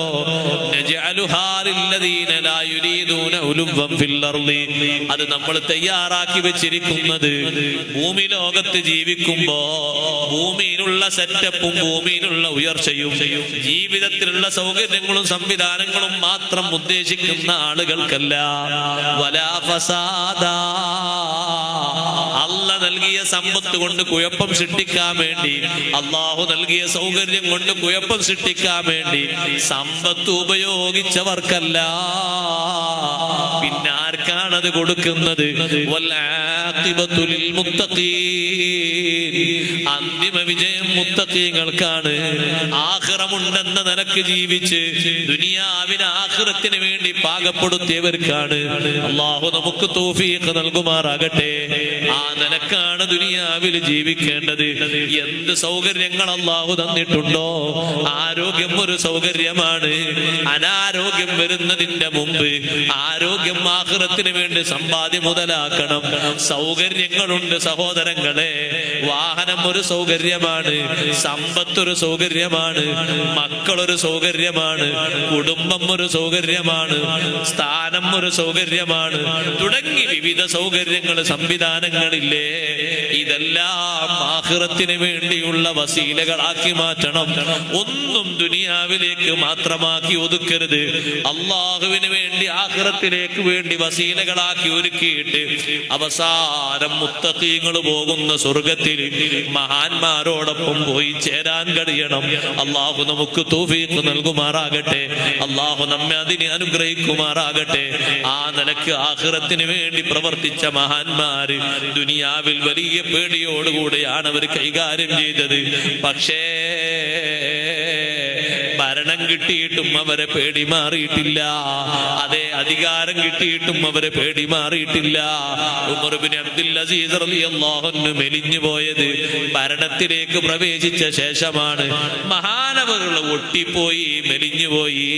കാണുന്ന ആളുകളൊക്കെ ചോദിച്ച സമയത്ത് ഉമർ ഇബ്നു അബ്ദുൽ അസീസ് റളിയല്ലാഹു അൻഹു പറയുന്നത്, ഒരൊറ്റ ഹദീസാണ് എന്നെ മെലിഞ്ഞ രൂപത്തിലാക്കിയത്.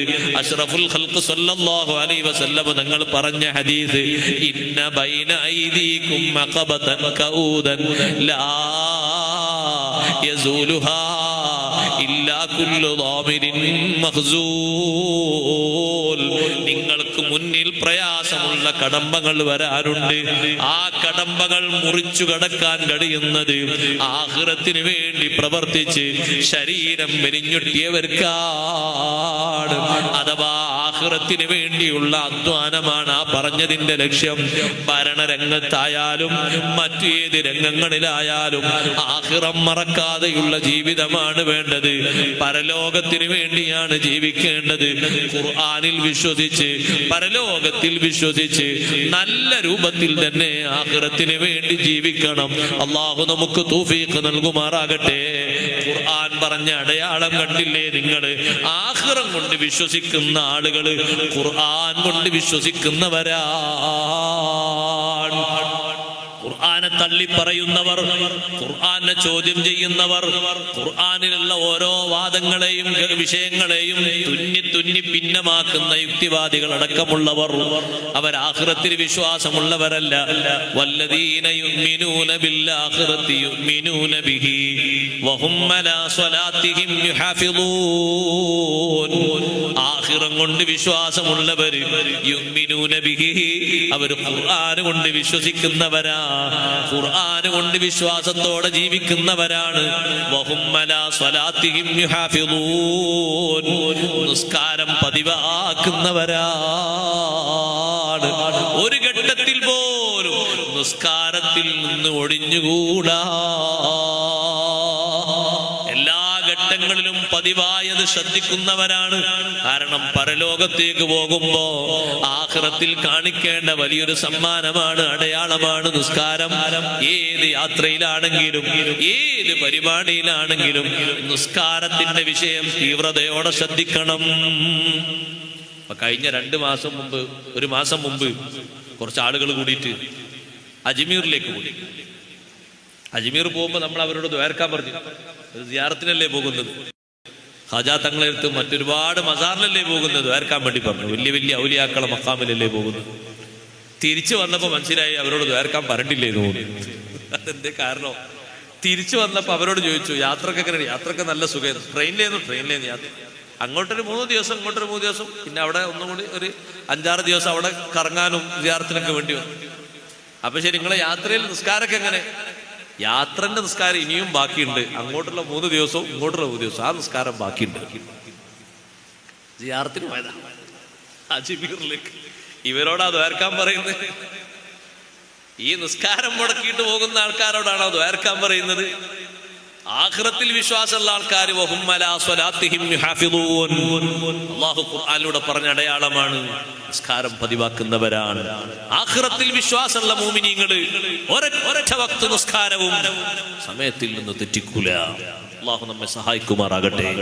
ഏത് യാത്രയാണെങ്കിലും ശരി, ട്രെയിനിലാണെങ്കിലും ശരി, വിമാനത്തിലാണെങ്കിലും ശരി, കപ്പലിലാണെങ്കിലും ശരി, എല്ലാ സന്ദർഭങ്ങളിലും നിസ്കാരമുണ്ട്. നിസ്കാരമില്ലാത്ത സംഗതി ഉണ്ടോ? യുദ്ധമുഖത്ത് വരെ നിസ്കരിക്കാനല്ലേ നബി സല്ലല്ലാഹു അലൈഹി വസല്ലം നമ്മുടെ അല്ലാഹുവിന്റെ നിർദ്ദേശം. അതും സാധാരണ രൂപത്തിൽ നിസ്കരിക്കാനല്ല ആയത്തിറക്കിയത്, ജമാഅത്തായിട്ട് നിസ്കരിക്കാനാണ്. അങ്ങനല്ലേ ആയത്തിറക്കിയത്? സൂറത്തുൻ നിസായിലൂടെ അല്ലാഹു തആല ആയത്തിറക്കി. നിസ്കരിക്കണം എന്നല്ല പറഞ്ഞത്, ജമാഅത്തായി നിസ്കരിക്കണം. അപ്പൊ എത്രമാത്രം വലിയ വിഷയ നിസ്കാരം. യുദ്ധമുഖത്തും നിസ്കാരത്തിന് ഒഴിവില്ല എന്നർത്ഥം. അപ്പുറത്ത് ശത്രുക്കളാണെങ്കിലും അപ്പുറത്തൊരു ടീമിനെ നിർത്തിയിട്ട് ഇപ്പുറത്ത് നിസ്കരിക്കണം. നിസ്കരിക്കാത്തവർക്ക് ആഖിറത്തിൽ എന്ത് ഈമാനാണ്, എന്ത് വിശ്വാസമാണ്. അതുകൊണ്ട് സഹോദരങ്ങളെ, ആഖിറത്തിൽ വിശ്വാസമുള്ള ആളുകൾ ദുനിയാവിനെ ആഖിറത്തിന് വേണ്ടി പാകപ്പെടുത്തണം. ആഖിറത്തിന് വേണ്ടി ദുനിയാവിനെ സെറ്റപ്പാക്കണം. മഹാന്മാരാ രൂപത്തിലാണ് നീങ്ങിയത്. ദുനിയാവ് സ്വീകരിക്കാൻ, ദുനിയാവിലെ സ്ഥാനങ്ങൾ സ്വീകരിക്കാൻ നിർബന്ധിക്കപ്പെട്ടിട്ടും വേണ്ടാന്ന് വെച്ചതും ആഖിറത്തിന് വേണ്ടിയാണ്. ഒരൊറ്റ സംഭവം കൂടി പറഞ്ഞ് ഞാൻ എന്റെ വാക്കുകൾ ഉപസംഹരിക്കട്ടെ. നമുക്കെല്ലാവർക്കും അറിയാവുന്ന ഇമാമാണ് ഇമാമുൽ ആലം അബൂ ഹനീഫത്തുൽ കൂഫി റളിയല്ലാഹു തആല അൻഹു. വലിയ മഹാനുഭാവനല്ലേ. ഹിജ്റ 150 വഫാത്തായ മഹാനാണ്. ഷാഫി ഇമാം റളിയല്ലാഹു അൻഹു ജനിച്ച വർഷമാണ് ബഹുമാനപ്പെട്ട അബൂ ഹനീഫ റളിയല്ലാഹു അൻഹു വഫാത്തായത്. ഇരിക്കട്ടെ, ആ അബൂ ഹനീഫത്തുൽ കൂഫി റളിയല്ലാഹു അൻഹു എത്രമാത്രം സൂക്ഷ്മതയോടെ ജീവിച്ച ആളാണ്. അത്തരത്തിൽ സൂക്ഷ്മതയൊന്നും നമുക്ക് പുലർത്താൻ കഴിയില്ലെങ്കിലും അവരെ ബറക്കത്ത് കൊണ്ട് അല്ലാഹു നമുക്ക് സലാമത്ത് നൽകട്ടെ. അതിനു വേണ്ടിയല്ലേ നമ്മളിത് പറയുന്നത്. സ്വന്തമായിട്ട് തടവിലാക്കിയ സ്ഥലത്ത്, ജയിലിൽ തടവിലാക്കിയ സ്ഥലത്ത്, തടവറയിൽ തന്നെ നിന്നിട്ട് ആ നിന്ന സ്ഥലത്ത് വഫാത്താകുന്നതിന്റെ മുമ്പ് ധാരാളം ഖുർആൻ ഖത്മ് തീർത്ത മഹാനാണ്. തടവറയിൽ ഒരാളെ മനസ്സിന് എത്രമാത്രം വിഷമങ്ങൾ ഉണ്ടാകും. ബഹുമാനപ്പെട്ട അബൂ ഹനീഫത്തുൽ കൂഫി റളിയല്ലാഹു അൻഹു തടവറയിലാക്കിയത് എന്തെങ്കിലും ഒരു കുറ്റം ചെയ്തതിന്റെ പേരിലാണോ? അല്ല, അതൊരു പരീക്ഷണമാണ്. അതിൽ മഹാനവറുകൾ സഹിച്ചതാണ്, അള്ളാഹുവിന് വേണ്ടി സഹിച്ചതാണ്. അവിടുത്തെ സൂക്ഷ്മതയും അവിടുത്തെ ഇൽമും വല്ലാത്ത ഇൽമല്ലേ. ഷാഫി ഇമാം റളിയല്ലാഹു അൻഹു പറഞ്ഞില്ലേ, ഫിഖ് സ്വീകരിച്ച ആളുകൾ മുഴുവനും അബൂ ഹനീഫ ഇമാം റളിയല്ലാഹു അൻഹുവിനോട് കടപ്പാടുള്ളവരാണ്. അബൂ ഹനീഫ തങ്ങളെ സന്തതികളാണ്. എല്ലാ ലോകത്തുള്ള ഫിഖ് സ്വീകരിച്ച ആളുകളും അങ്ങനെയാണ്. നമ്മളൊക്കെ അവിടുത്തോട് കടപ്പാടുള്ളവരാണ്. ആ അബൂ ഹനീഫ ഇമാം റളിയല്ലാഹു അൻഹുവിന്റെ ദറജ അല്ലാഹു ഉയർത്തട്ടെ. അവരെ കൊണ്ട് അല്ലാഹു നമ്മളെ നന്നാക്കി തരട്ടെ. എത്രമാത്രം വലിയ സൂക്ഷ്മത ഈ കാലഘട്ടത്തിൽ. ചിലർക്ക് നിങ്ങൾ നോക്ക്, കിട്ടുന്നതൊക്കെ നിങ്ങൾ പോന്നോട്ടെ എന്ന് കരുതും അല്ലേ. അബൂ ഹനീഫ ഇമാം റളിയല്ലാഹു അൻഹുവിന്റെ സമ്പാദ്യം കച്ചവടം ചെയ്തിട്ടാണ്. ദർസൊക്കെ നടത്തുന്നുണ്ട്, പക്ഷേ ജീവിതത്തിനുള്ള സമ്പാദ്യത്തിന് നല്ല കച്ചവടം ചെയ്ത് ജീവിച്ചിരുന്ന മഹാനായിരുന്നു. ആ കച്ചവടത്തിലും വലിയ സൂക്ഷ്മത. കൂടെ കച്ചവടം ചെയ്യാൻ ഒരു കൂട്ടുകാരനെ കൂട്ടി. അദ്ദേഹം ഒരു കൂട്ടം വസ്ത്രം കൊണ്ടുവന്നു അബൂ ഹനീഫ റളിയല്ലാഹുവിന്റെ അടുത്ത്. വിൽപ്പനയ്ക്ക് വേണ്ടിയുള്ള വസ്ത്രമാണ്. അബൂ ഹനീഫ ഇമാം റളിയല്ലാഹു അൻഹു ഒന്നിങ്ങനെ പതുക്കെ ഒന്ന് മറിച്ചു നോക്കുമ്പോ ഒരു വസ്ത്രത്തിൽ ചെറിയ കുറവ് കണ്ടു, പടക്കവും കണ്ട്, ചെറിയ പോരായ്മയും കണ്ടു. അപ്പൊ വിൽക്കുന്ന കൂട്ടുകാരനോട് പറഞ്ഞു, ഇത് പറഞ്ഞു വിൽക്കണം എന്ന് പറഞ്ഞു. ഈ ഒരു വസ്ത്രം പറഞ്ഞു വിൽക്കണം. വാങ്ങുന്ന ആൾക്കാർക്ക് അറിയില്ലെങ്കിൽ ബുദ്ധിമുട്ടല്ലേ, പറഞ്ഞു വിൽക്കണം എന്ന് പറഞ്ഞു. അദ്ദേഹം ഇത് കൊണ്ടുപോയി മൊത്തം വിറ്റു. വിറ്റ കാശുമായിട്ട് വന്നപ്പോ അബൂ ഹനീഫ റളിയല്ലാഹു അൻഹു ചോദിച്ചു, കേടുള്ള ഒരു വസ്ത്രം, ചെറിയൊരു കുറവുള്ളൊരു വസ്ത്രം ഉണ്ടായിരുന്നല്ലോ, അത് പറഞ്ഞാണോ വിറ്റെന്ന് വെച്ചു. അത് മറന്നുപോയി എന്ന് പറഞ്ഞു. മറതി വരാലോ, മറന്നുപോയി എന്ന് പറഞ്ഞു. മറ്റേ ആള് ചോദിച്ചോന്ന് വെച്ചു. വാങ്ങിയ ആള് ചോദിച്ചതുമില്ല, അയാളും ഓർമ്മയില്ലാതായി. അങ്ങനെ വിറ്റതെന്ന് പറഞ്ഞു. എന്നാൽ ഈ ചരക്ക്, ഈ കിട്ടിയ സമ്പത്ത് ഒരൊറ്റ ഒന്നും എനിക്ക് വേണ്ട. നിങ്ങൾ നോക്ക്, സത്യത്തിൽ ഒന്ന് മാത്രം ബാക്കി വെച്ചാ പോരെ. ആ കൊണ്ടുപോയ 70 ജോഡി വസ്ത്രങ്ങളിൽ ഒരു ജോഡിയുടെ പോരായ്മയാണുള്ളതെങ്കിൽ അതിന്റെ തൂക്കം കണ്ട് മാറ്റിച്ചാ പോരെ. പക്ഷെ അവരുടെ സൂക്ഷ്മതയുടെ ആഴമാണ്. നമ്മളെന്താ എന്തിക്ക, കിട്ടുന്നൊക്കെ കൊണ്ട് പോന്നോട്ടെ എന്ന് വിചാരിക്കൂലേ. കുറെ ആൾക്കാർ ഷെയർ ബിസിനസ്സിലേക്ക് ആളെ കൂട്ടിയിട്ട് പിന്നെ 2 കൊല്ലം കഴിയുമ്പോൾ ആളെ കാണാനില്ല എന്നാണ് മനസ്സിലാക്കുന്നത്. എവിടെയും തെരഞ്ഞിട്ട് കിട്ടാനില്ല എന്നൊക്കെ മനസ്സിലാക്കുന്നത്. അബൂ ഹനീഫ ഇമാം റളിയല്ലാഹു അൻഹു എന്ത് ചെയ്തു? ഈ സമ്പത്ത് മുഴുവനും കൊണ്ടുപോകാൻ വേണ്ടി പറഞ്ഞു. എന്നാ സഹോദരങ്ങളെ, ആ സമ്പത്ത് മുഴുവനും ഹലാലായ നിലക്കുള്ള സ്വത്ത് തന്നെയാണ്, കച്ചവടം ചെയ്ത് കിട്ടിയ സ്വത്ത്. 30,000 ദിർഹമുണ്ട്. മഹാനവറുകൾ പറഞ്ഞു, ഒന്നും എനിക്ക് വേണ്ട. ഇനി എന്റെ കൂടെ കച്ചവടം ചെയ്യാൻ നിന്നെയും വേണ്ട. ഒരു വസ്ത്രം പോരായ്മയുള്ളത് പറയാൻ നീ മറന്നുപോയില്ലേ, നിന്നെ എനിക്ക് വേണ്ട. നിന്റെ കച്ചവടം കൊണ്ട് ഇനിയും ബുദ്ധിമുട്ടുകൾ വരൂലേ, ഇനി എന്നെ വേണ്ട. ഇക്കിട്ടിയ സമ്പത്തും എനിക്ക് വേണ്ട. അങ്ങനെ സൂക്ഷ്മതയോടെ ജീവിച്ച മഹാനവർകൾ ആ കൂഫയിൽ ജീവിക്കുന്ന സമയത്ത് കൂഫയിലുള്ള ചില ആടുകളെ കൂട്ടത്തിൽ കവർച്ച ചെയ്ത ചില ആടുകളൊക്കെ ഉണ്ട് എന്ന് ഒരു തിരിച്ചറിവ് കിട്ടി. ആളുകൾ പറ്റിച്ചോ പൊക്കിയെടുത്തോ പിടിച്ചു പറിച്ചോ കൊണ്ടുവന്ന ആടുകൾ ചില ആടുകളെ കൂട്ടങ്ങളിൽ കലർന്നിട്ടുണ്ട് എന്ന് മനസ്സിലായപ്പോ അബൂ ഹനീഫ ഇമാം റളിയല്ലാഹു അൻഹു ചോദിക്കുന്നു, കം തഈശുൽ ഗനം, ആടുകൾ സ്വാഭാവികമായിട്ട് എത്ര കൊല്ലം ജീവിക്കും? അപ്പൊ ഒരാള് പറഞ്ഞു, 7 സിനീന, 7 കൊല്ലം ജീവിക്കും, 7 വയസ്സ്. എന്നാ പിന്നെ 7 കൊല്ലം ആട്ടിറച്ചി വേണ്ട. കാരണം കിട്ടുന്ന ഇറച്ചി ആ പൊക്കിയെടുത്തു കൊണ്ടുപോയ പിടിച്ചു പറിച്ച ആടിന്റെ ഇറച്ചിയാണെങ്കിലോ മഹാനവറുകളുടെ സൂക്ഷ്മതയാണ്. എത്രമാത്രം വലിയ സൂക്ഷ്മതയിൽ ജീവിച്ച മഹാനാണ്. ആ മഹാനുഭാവനോട് ഭരണം ഏറ്റെടുക്കാൻ വേണ്ടി അവസാനം അബൂ ജാഫർ മൻസൂർ എന്ന ഭരണാധികാരി ആവശ്യപ്പെട്ടു. അബൂ ഹനീഫ തങ്ങൾ പറഞ്ഞു, ഏറ്റെടുക്കൂല. അതിന്റെ പേരിൽ നിർബന്ധിച്ചുകൊണ്ട് ജയിലിൽ തടവിൽ വെച്ചു. തടവറയിൽ മഹാനവറുകളെ ശക്തമായ നിലക്ക് ശിക്ഷിച്ചു. എത്ര ശിക്ഷിച്ചിട്ടും മഹാനവറുകൾ ഏറ്റെടുത്തില്ല. നിങ്ങൾ എന്റെ ശരീരം കഷ്ണം കഷ്ണമാക്കി മുറിച്ചാലും ഭരണം ഏറ്റെടുക്കൂല. അല്ലാഹു സുബ്ഹാനഹു വ തആലയോട് അവർക്കുള്ള ഖൗഫാണ്. ചാട്ടവാറുകൾ കൊണ്ട് ധാരാളം മടി കിട്ടിയിട്ടും അബൂ ഹനീഫ റളിയല്ലാഹു അൻഹു പറഞ്ഞു, ഭരണം ഏറ്റെടുക്കൂല, ഭരണാധികാരിയാകാൻ ഞാനില്ല. അറിവില്ലാഞ്ഞിട്ടല്ല സഹോദരങ്ങളെ, ജനങ്ങളുടെ സമ്മതം കിട്ടാത്തത് കൊണ്ടുമല്ല, അല്ലാഹുവിലുള്ള ഭയമാണ്. ഈ ഭരണരംഗത്തെ വിഷയങ്ങളെ കുറിച്ചൊക്കെ അല്ലാഹു തആലാന്റെ ചോദ്യം എത്രമാത്രം വരും എന്ന ചിന്തയാണ്, എന്ന പേടിയാണ്. 40 കൊല്ലം ഇശാഇന്റെ വുളൂ കൊണ്ട് സുബഹി നിസ്കരിച്ച മഹാനാണ് അബൂ ഹനീഫ തങ്ങൾ. നിറഞ്ഞ അമലിന്റെ വ്യക്തിത്വമാണ്. എല്ലാ ആളുകൾക്കിടയിലും സ്വീകാര്യനാണ്.